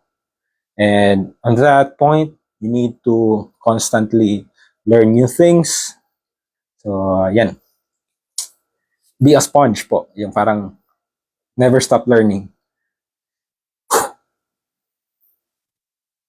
So, Sir Kalma Olantes. Doc, can you explain the meaning of 6 sessions of PT? Bibigyan ka po ba ng program? Depende po, no? When you're talking about rehab clinics here, so for example, you have knee pain, you do consultation, tapos may suggest sila na you need to undergo 6 session, 30 session. So now po, if you're into a rehab clinic po, mas better din po, no? If you have pain, swelling, ganun, if you need guidance. Kasi, sa 6 sessions po, you will be undergoing physical therapy treatment for your pain, your stiffness. They can perform some pain modulation equipments, stretching or manual therapy, soft tissue release. Depende yan sa treatment na ginagamit. Sa iba is may shockwave, may TENS for pain relief, ganun po. At meron ding manual treatment, may iba din mag-provide sila ng program on that day, like exercises na pwede mong gawin on the clinic or on your house. Pwede din po yun. So, yun. 6 session is, ibig sabihin yan is, depende sa schedule mo. If you're into Tuesday to Thursday, so every visit is 1 session.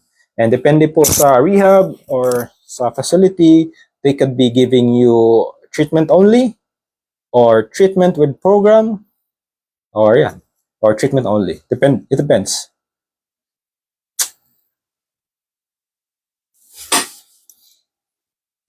Ano pong medyas? Hello po. Anong program po ang pwedeng gawin sa may heel pain or heel spurs? So first, if you're talking about a program, is it depends po kung when nag-start, for how long it is. But on that, you need to consult po with your doctor. But for general guidance only, is you need to address the pain, the inflammation. So address or modify your activities or stop the activity po na nag-trigger yung pain. So your physio or doctor will talk an alternative way para po malesen yung pain while nagre-recover po kayo. Para ano po, kasi while on your recovery po, tapos paulit-ulit na nag-trigger yung pain, inflammation, expect that po na medyo matagal talaga yung progress niyan. I mean, yung recovery niyan. So that's why po it's very important po na rest muna, modify, tapos afterward, you can work on with the ankle mobility. So if you have a heel pain, so expect that you have stiff ankle and stiff muscles also. So you need also to stretch your calves, so gastrocnemius. You need to do some ankle dorsiflexion, mobilization, aside from the pain. Yun. It depends also on your goal. If you're an athlete, so need din i-train yung soleus muscle mo, Achilles tendon mo. So depende po yan. Marami pong program, you know.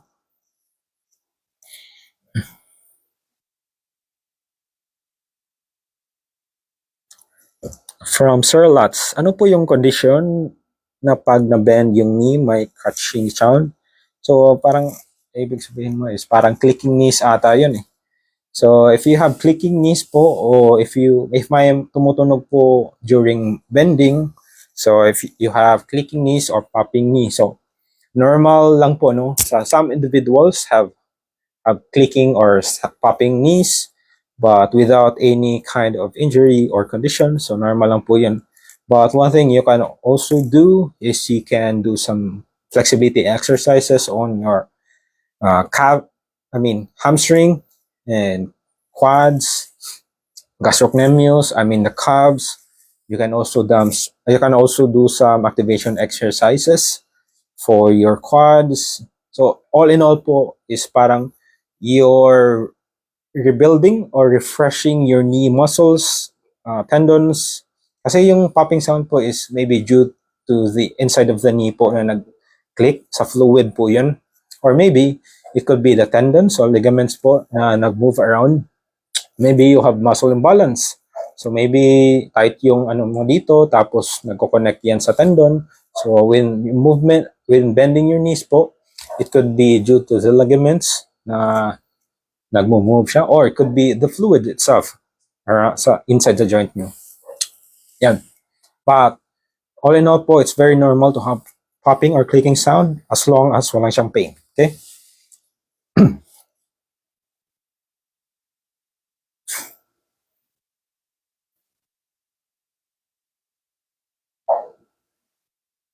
Question from that. Dok, ano pwedeng gawin sa shin pain during basketball practice? So one thing po is you can do some dynamic warm-ups before basketball practice. So what I mean po with the dynamic warm-ups po is doing some activation also. For example, if you can do some toe raises. You can also do like this. So make sure lang po nakaangat yung toes nyo. So dynamic warm up po yan. And you can also do some mobility on your hamstrings like this. So so dynamic warm up po. Then also stretching your calves. Also here, stretch here. Or maybe you need to activate your quads first. Here. And also you can also do some manual self-release techniques. Just press here on shin pain. And also, one problem with the shin pain also is lack of ankle mobility. So one thing po is you can perform this kind of mobility po. So make sure hindi nakaangat yung heels nyo. Here. So make sure hindi siya nakaganito, okay? So front view. You can also apply some pressure. And pwedeng 3 direction din po. So pa inside, pa outside, at pa forward. If you don't want to kneel, you can also do like this. Make sure hindi nakaangat. Ito. So, bend lang konti yung back knee nyo. Tapos, forward lang to. Make sure hindi nakaangat. O, if you want some more stretch, ganito po. So, bend konti. Tapos, move forward. If medyo stiff yung ankle nyo, you can feel as parang matigas siya dito. So, repeat nyo lang po yan, mga 15 to 20. You can also do like this. Kasi what happens po if you have lack ankle mobility, especially yung ankle dorsiflexion, when you try to move like this or like that, if lack of mobility po to, expect na dito lahat yung pressure. So, that's why po, it's very important also to stretch your calves. So, ganito. Or ganito. Okay?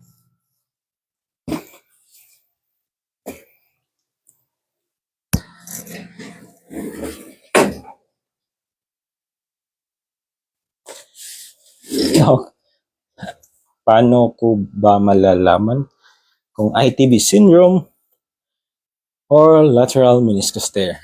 Teka lang. Nahininga ako. Okay. So una, paano ba malalaman ang injury? So una is symptoms nito and type of pain. Kasi yung meniscus injury is may sensation siya na parang naglalak, especially bending or extending upon movement. Tapos, yung ITB din is it's called po runner's knee. If ever into running po kayo, basketball, runner, tapos nag-trigger siya during prolonged running or medyo intense yung workout mo, tapos during rest or ipapahinga mo ng ilang days, nawawala siya, it could be ITB syndrome or runner's knee. And for lateral meniscus po is, yan, ang symptoms niya. And also, history ng injury nyo. Okay? So if ever may remember po kayo na parang na-twist yung tuhod nyo tapos it's either pa inside or outside during landing, tapos yun, parang nagdi-trigger na siya after, it could be due to the meniscus tear or strain, or injury. If wala lang, tapos medyo tight lang yung side hip muscles mo, it could be ITB. Okay na ba?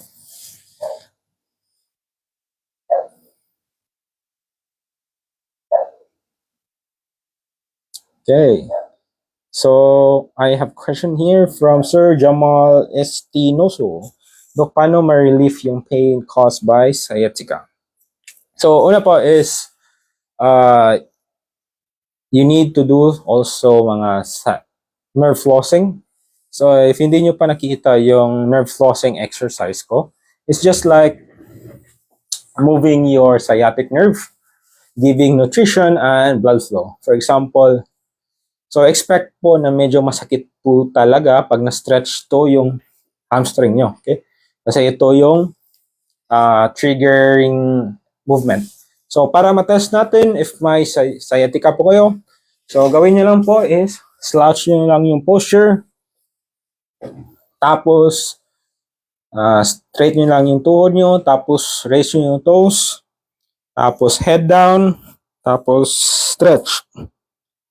If nag-trigger po yan, could be irritation in your spinal nerve, could be sciatica. So one thing I usually give is ito po, sciatic nerve flossing. So what you can do po is upon straightening, raise your toes up, tapos raise yung head. So upon bending, point your toes down, tapos head down. So you can perform like this. If medyo masakit pa within this range, you can perform muna with this one. Okay? Simple movement muna. Huwag muna gamitin yung full range of motion o with movement. So, ganito muna. Focus first with this one.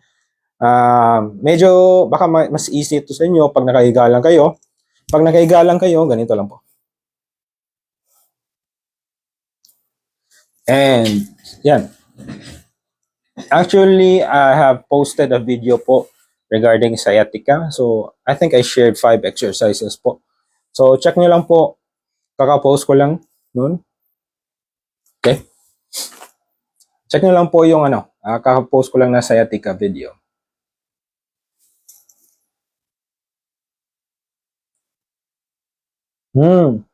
Sir Jamal, medyo sakit daw. So, ano po?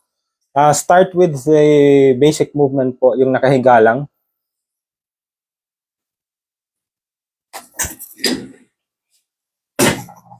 Start po muna kayo with like this. Right po. And afterward, you can perform like this.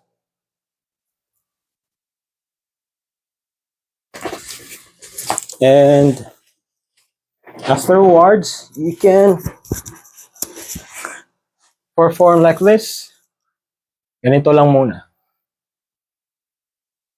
10 to 15 or 20 reps.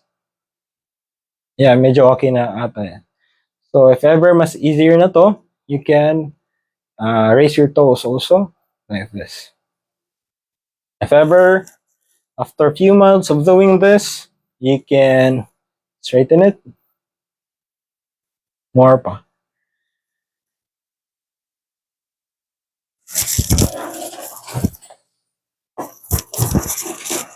You can also do some head movements like this.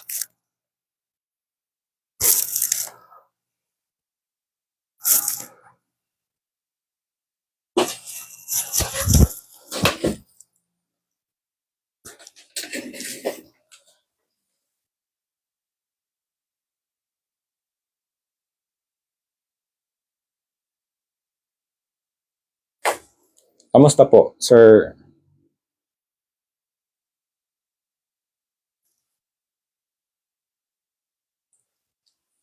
So we have another question here. Rhomboid pain. If ever may sakit po kayo dito sa shoulder blades nyo, you can perform this here. Or you can perform this. May check nyo lang po yung pose ng mga PT doon para po mas-stretch po dito. And so if ever may rhomboid pain po kayo, you just don't want to stretch it. You also want to strengthen it. For example, if you have band po, lagay nyo lang po, anchor nyo lang po. Tapos, for example, naka-straighten lang po yung kamay ko. So, what you can do po, for example, So, movement lang po is ganito. So, if you have rhomboid pain po, make sure to activate your shoulder blade or scapular movements. So, una po is ganito. Protraction. And next is like this. Make sure straight lang po yung kamay natin. And here. And if ever okay na po yan, you can apply a resistance band. Like this. Ito po. Yan.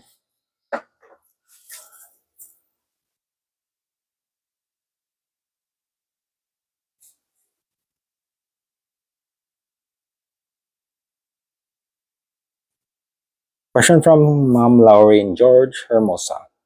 May weakness po ba ng muscle kapag may knee osteoarthritis? Yes. It's very normal po na una is mag-weak po yung knee muscles natin. Aside from knee weakness is stiffness. Yung mga muscles natin magiging mag-tight. So it's very normal po if you have condition or injury sa tuhod natin. So lahat po, if ever you have elbow injury, elbow pain, ankle, so normal response po actually po, may recent studies po na i-test nila if totoo ba talaga na lumiliit o mag-weak yung muscles mo if ever kaka-injured mo lang. Okay? So sa isang sa isang grupo po, is may mga injured na patient po, tapos yung isa is po talaga normal injury lang po, yung inflammation, yung normal process. But in this other group po is may nilagay sila na solution o parang chemicals, parang saline solution nata yun. Kasi what they found po in the knee inflammation or injury, may parang mag-release yung katawan natin ng parang hormones or solution nato. I think it's saline solution. I don't know. I forgot po the term. And upon that, tinitest nila, nilagay nila sa knee. So there, it's very positive po na kahit wala silang injury, tapos nilagyan lang sila ng yung solution na which is found po if ever mag-trigger yung inflammation, actually nagpo-promote siya ng weakness, yung parang normal response if ever kaka-injured nyo lang or parang may osteoarthritis. So that's what make our muscles na magliliit siya or mag-weak siya dahil sa normal process ng inflammation, swelling. So actually po, it's very normal and helpful po yung inflammation process, especially if you have knee osteoarthritis. Expected po na may inflammation yan. Okay? So what happens then? Our body will release hormones or solutions. Tapos normal response niya is magsi-stiff yung joint niya, mag-a-atrophy yung muscles niya if ever hindi nagalaw. So it's very normal lang po. So that's why po na in all my rehab program po, nandun po lahat. Kasi kahit anong knee injury ka, MCL, meniscus, osteoarthritis, expect that you have joint stiffness, number one. Pain, aside from pain, muscle weakness, atrophy, and muscle imbalance. So yan. Or flexibility also, yung parang nag-tight yung muscles nyo. So dun, sa program ko is dun, nasosolve lahat yon. Yeah, and that's for 8 weeks only. And you can perform that for day by day with instructionals. Yan. Yan po. Salamat po sa question.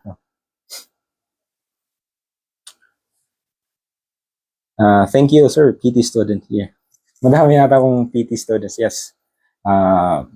Tayo natin yung bandera ng mga PT students dito. Yes, ma'am. It's very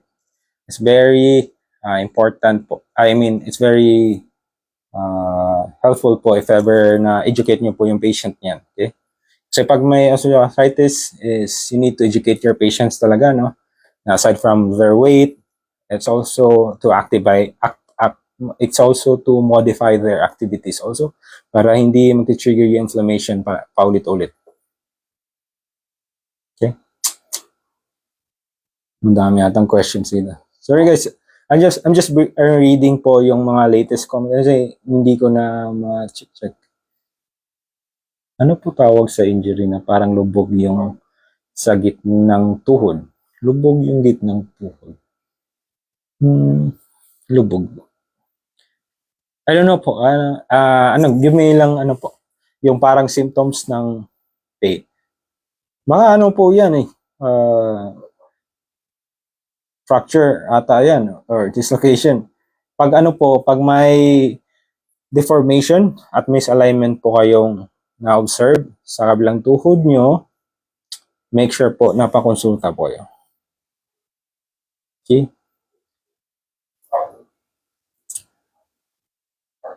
Thank you pala, Ira Mitch, for the coffee. So at least na-hit natin yung goal natin na 1 coffee per live. Salamat. So si Ira pala is patient ko na may scoliosis.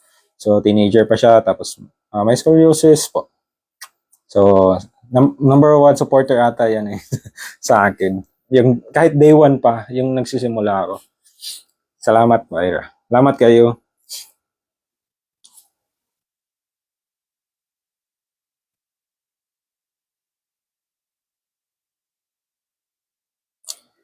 So, we have a question here from Howard. Ano po kaya itong masakit sa side ng knee ko kapag piniplex ko legs ko? Actually po, medyo mahirap po tayo, no? Kasi hindi tayo dumaan sa normal process ng consultation. Kasi madami pa akong follow-up questions dito, no? So, you're just letting me, guess. So, if you're sending me like this, I will be asking if what other types of pain, yung history injury nyo para po ma-diagnose natin. No? If ever masakit lang yung side ng knee nyo kapag finiflex, madaming pong possible reason yan. That's why I'm asking if anong history ng injury nyo. If na-injured ba to or fatigue lang. So by just asking po if sa injury ano nangyari, so I can diagnose that. But with just kind of symptoms po, medyo mahirap po eh. Mas better po na papakonsulta po kayo. So guys, if you're looking for a community po for ACL recovery, I have a Facebook group po with mga 3K members na po yun. So all about ACL recovery. So we support each other, so I also post some tips and recovery tips, also exercises for ACL clients. So if you want to join that, you can DM me and I will send you the link po, okay? Mas importante po kasi yung parang support group ka, no? Para may matanong ka. So again, if na-miss nyo po yung full knee tutorial ko po live from the basic po into recovery, into diagnosis, popost ko na lang po ulit dito sa TikTok or sa YouTube ko. And as of today po, nasa question and answers na po tayo, no? Kaya sorry sa mga iba na hindi ko nasagot yung tanong.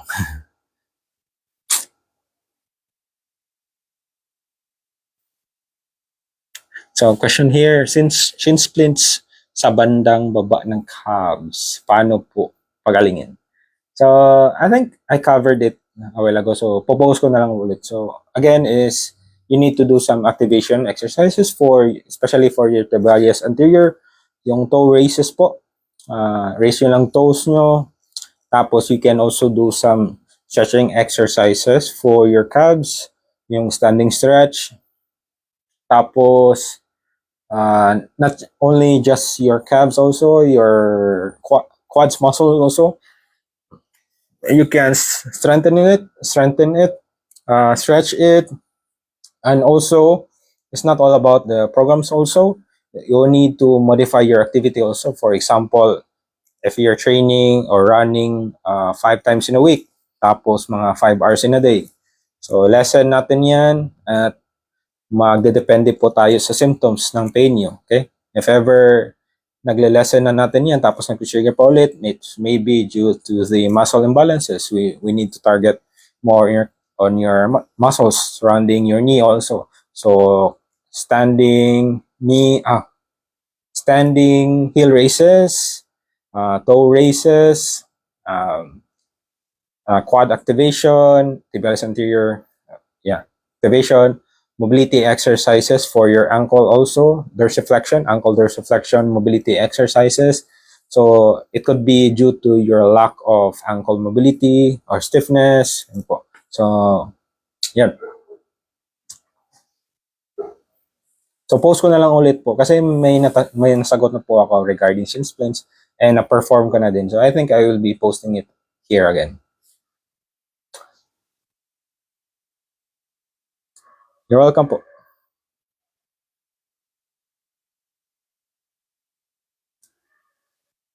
Sir, yung pain naman po sa back ng knee po kapag binibend.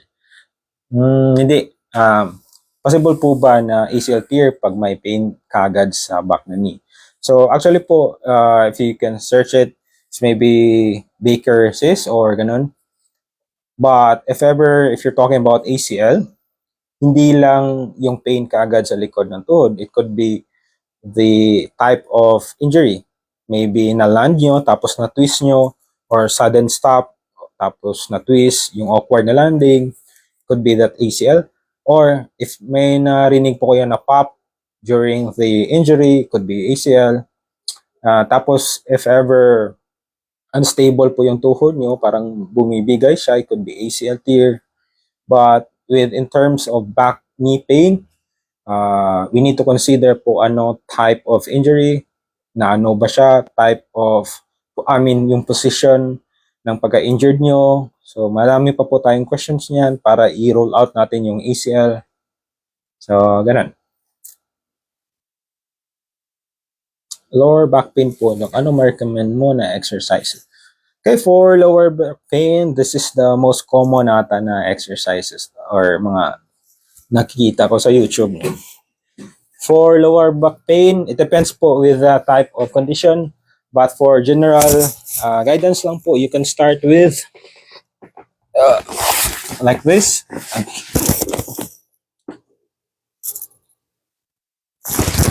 Like this po.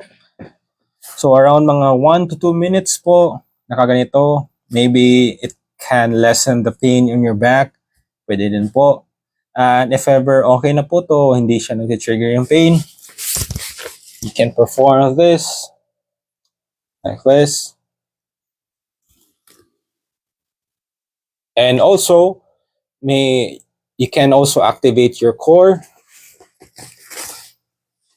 Aside from stretching exercises, you can also activate your core.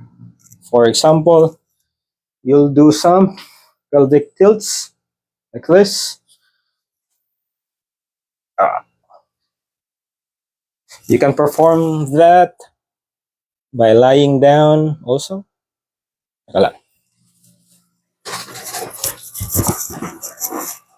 So, if ever ganito po, if may gap po dito, you can tilt your pelvic like this. I don't know if you get it. You can also bend your knees. Ito po. So, imagine lang po may gap dito. Tapos, press nyo lang po yung stomach towards the bed. Draw your belt in. Parang inaangat nyo po yung belt nyo. Hold that for 5 seconds. Tapos, rest. And you can also do some dead bug isometrics. Here. Tapos, activate nyo lang po yung core nyo. Tapos, hold nyo lang po yan. And you can also perform like this.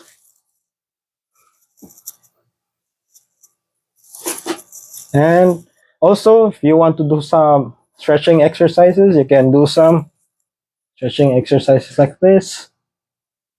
You can also do like this. Marami po yan. Gawin nyo po sa kabila. And you can also do like this.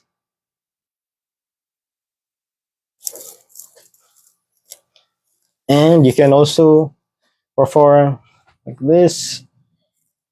Dapat, walang wall to. Ito. Sorry. You can also perform like this. So, kunin nyo lang po yung wall. You can also do like this. So, marami po. And you also want to strengthen your lower back also. Here, you could do some hip extensions for your lower back. So, alternate po yan. You can also do some core activation like this. And you can also perform some bird dogs. Yan. Ang dami na ata yan. Parang premium plan yan. Gets me po ba, sir? Sir, any exercises for lateral knee pain? Parang almost 1 month na po. Yes, correct. Dynamic core stab. Yan po yung ginagawa ko. Correct po. Exercises for lateral knee pain. So, again, actually may nado na po akong lives nito. So, full video na po to. So, I'll just perform it again po.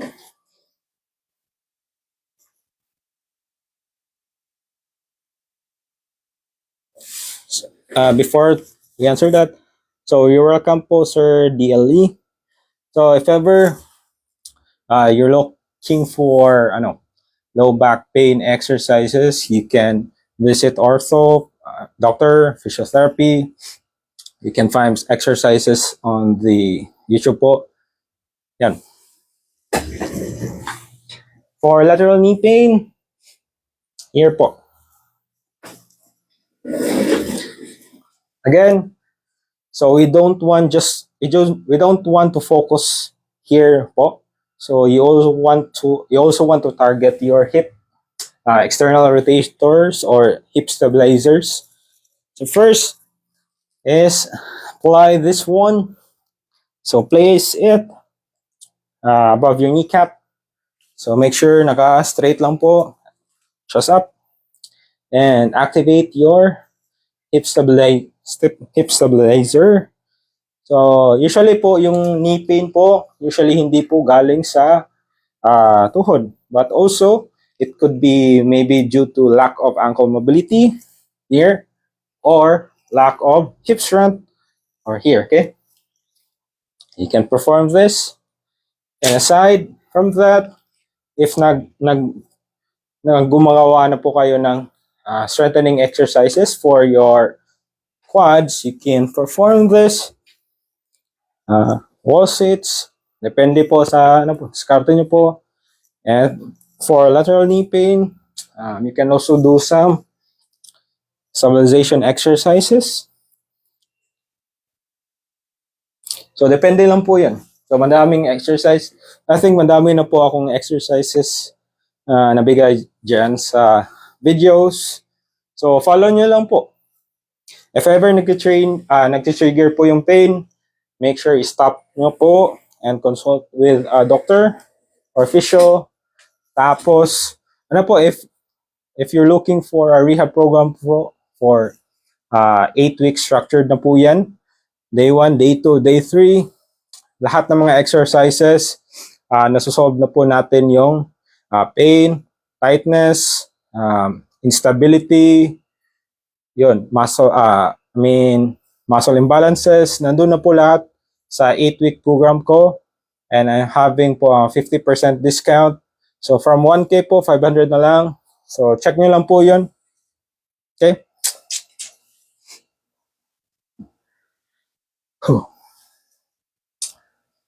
Papalobat. Napit na ako malobat, guys. Sir Brony, how do I know if you have MCL or ACL without MRI po? So first, if you want to know if you have MCL or ACL, it depends po. If ever napakonsulta na po kayo, your doctor will tell you or your physio will ask you if na paano ba na injured, if ever check out. Para may idea po kayo.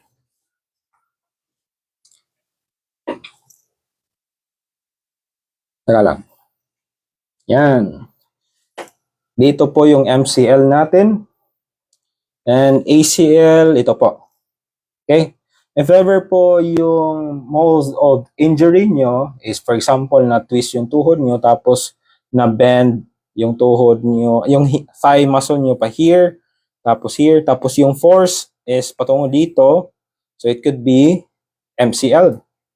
Or if ever po na twist po, pag landing po natin, kakatalo natin, tapos na awkward landing po tayo, tapos na twist to, at napa-forward yung thigh natin, it could be ACL. So depende from the symptoms also. If ever may pain po kayo inside of the knee, it could be MCL or medial meniscus, or it could be just a normal knee pain. Or ACL po if may gagawin po yung doctor or your physio na para ma-check if ACL po talaga, no? So, I think I posted a video of that. So, you can check it out. Tapos, ano po? Yun. It's more po on the type of injury, paano siya na-injured, symptoms. Ano. Yun.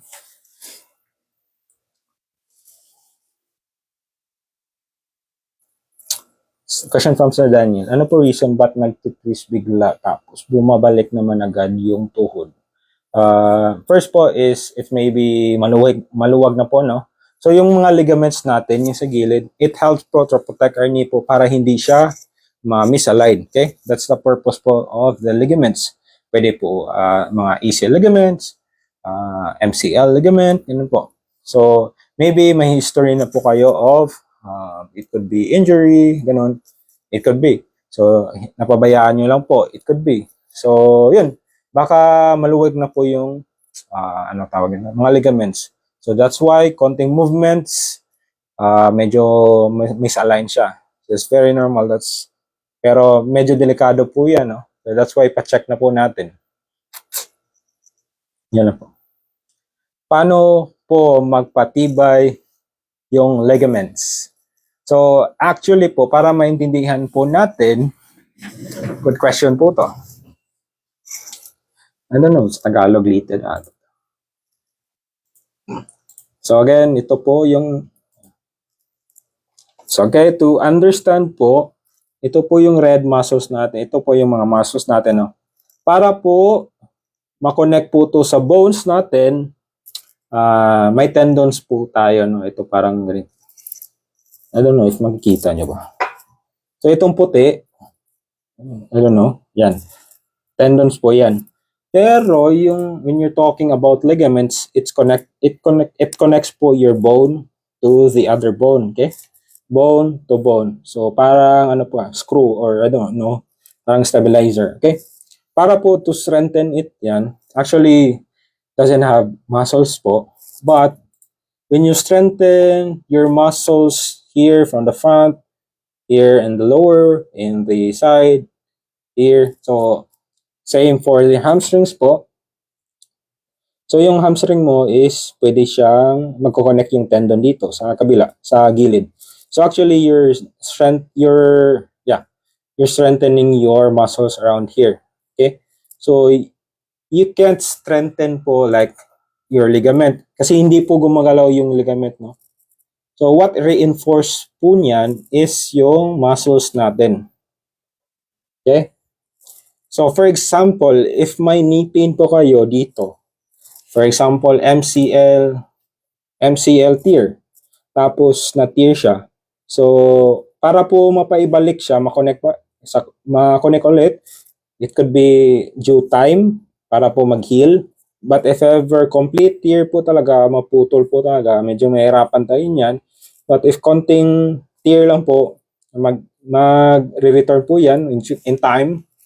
So what we can do instead is reinforce our knee by strengthening our muscles.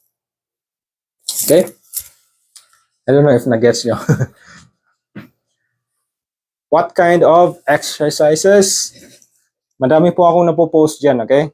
So, any kind of exercises that can strengthen your quads, strengthen your hamstrings, and aside from that, you don't just want to focus on the knee, okay? According sa research po is you also want to incorporate or target your hips, hip external rotators or hip stabilizers, okay? So, dito po also, sa hips. So, one thing po na maybe your knee is dahil din po sa ankle mobility. Could be. So, again, if you have knee pain, hindi dahil lang po sa tuhod niyo, okay? It could be on the other areas. It could be in the above, on your hips. It could be in below, on your ankle. So, again, there's no perfect exercises, no? If you're looking for the best exercises for ACL, for hamstring, for quads, there's no such thing as the perfect exercise, okay? So all you have to do is just incorporate it. So that's not, hindi po tayo dapat mag-rely lang on exercise. It could be modifying your activities. That, for example, if maganda naman yung exercise nyo, tapos napaaga ng pabalik sa paglaro, tapos yun, hindi siya nasa program, medyo nahihirapan tayo, no? Yun. So that's why po, it's very important to work with your doctor or physio. Okay? But if you just want to look for YouTube videos, it's okay naman po, pero parang not a medical advice po yun. Okay?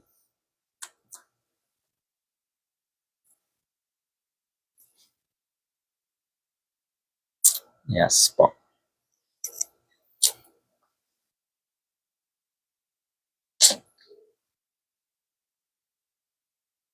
So if ever po you're looking for an ACL or ACL online program, meron po ako, no? So I'm aiming po na gumawa ng program yan, but I just need your support. But as of now, website pa siya. So very affordable lang po yun, no? So 1K po yung price, 8-week program yun. But today I have 50% off po. You just use my code, PR50 off. And 500 lang po yun. Yan. So you can try and don't worry po, money back guaranteed po yun if ever hindi nyo po nagustuhan. No questions asked po, I can return your money. But on that one, if you don't want my guidance po, you can avail my program, okay? Para sa ikaw na lang po. Yun, structured na po yun.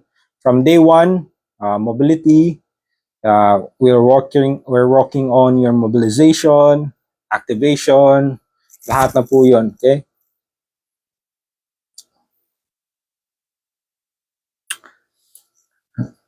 Anong website niyo, sir? Meron din form. Yes. Sa ano po, click niyo lang po yung link sa profile ko and meron din po yung online rehab programs or you can search prevail-rehab.com.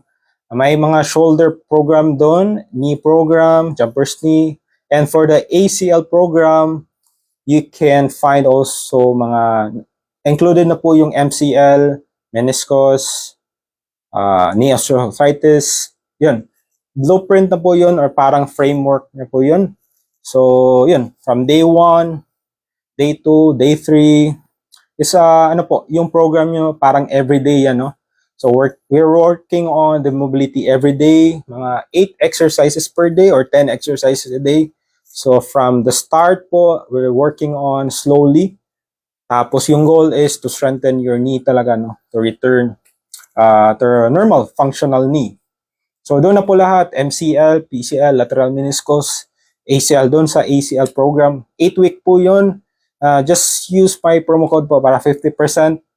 First 30 customers lang po yun, tapos until February 29. So make sure po naka-avail po kayo doon.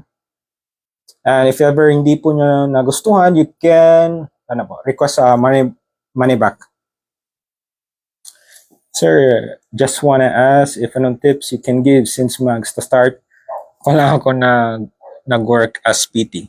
So, I expect na graduate ka na po, no? So, one thing po is continue learning. By continue learning, as sinasabi ko po is Ah, work muna, yun. Tapos seminars, apply nyo yung skill, yung communication skills. Tapos while nawo-work po kayo, never stop learning. Search some articles, reputable information sa internet. Yun, continue learning po while working. So, yun. And follow po yung specialization. It could be the stroke, neuro, sports, geria, while working po. So, in that stage po, if you're working as a PT, first year nyo, no, be a sponge. Keep asking. Ganun po.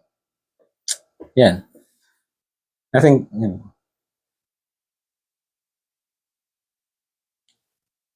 So, guys, thank you po sa see you ulit na lang po kasi lapit na po ako malulubat. Okay? Thank you po sa lahat. See you next time naman po.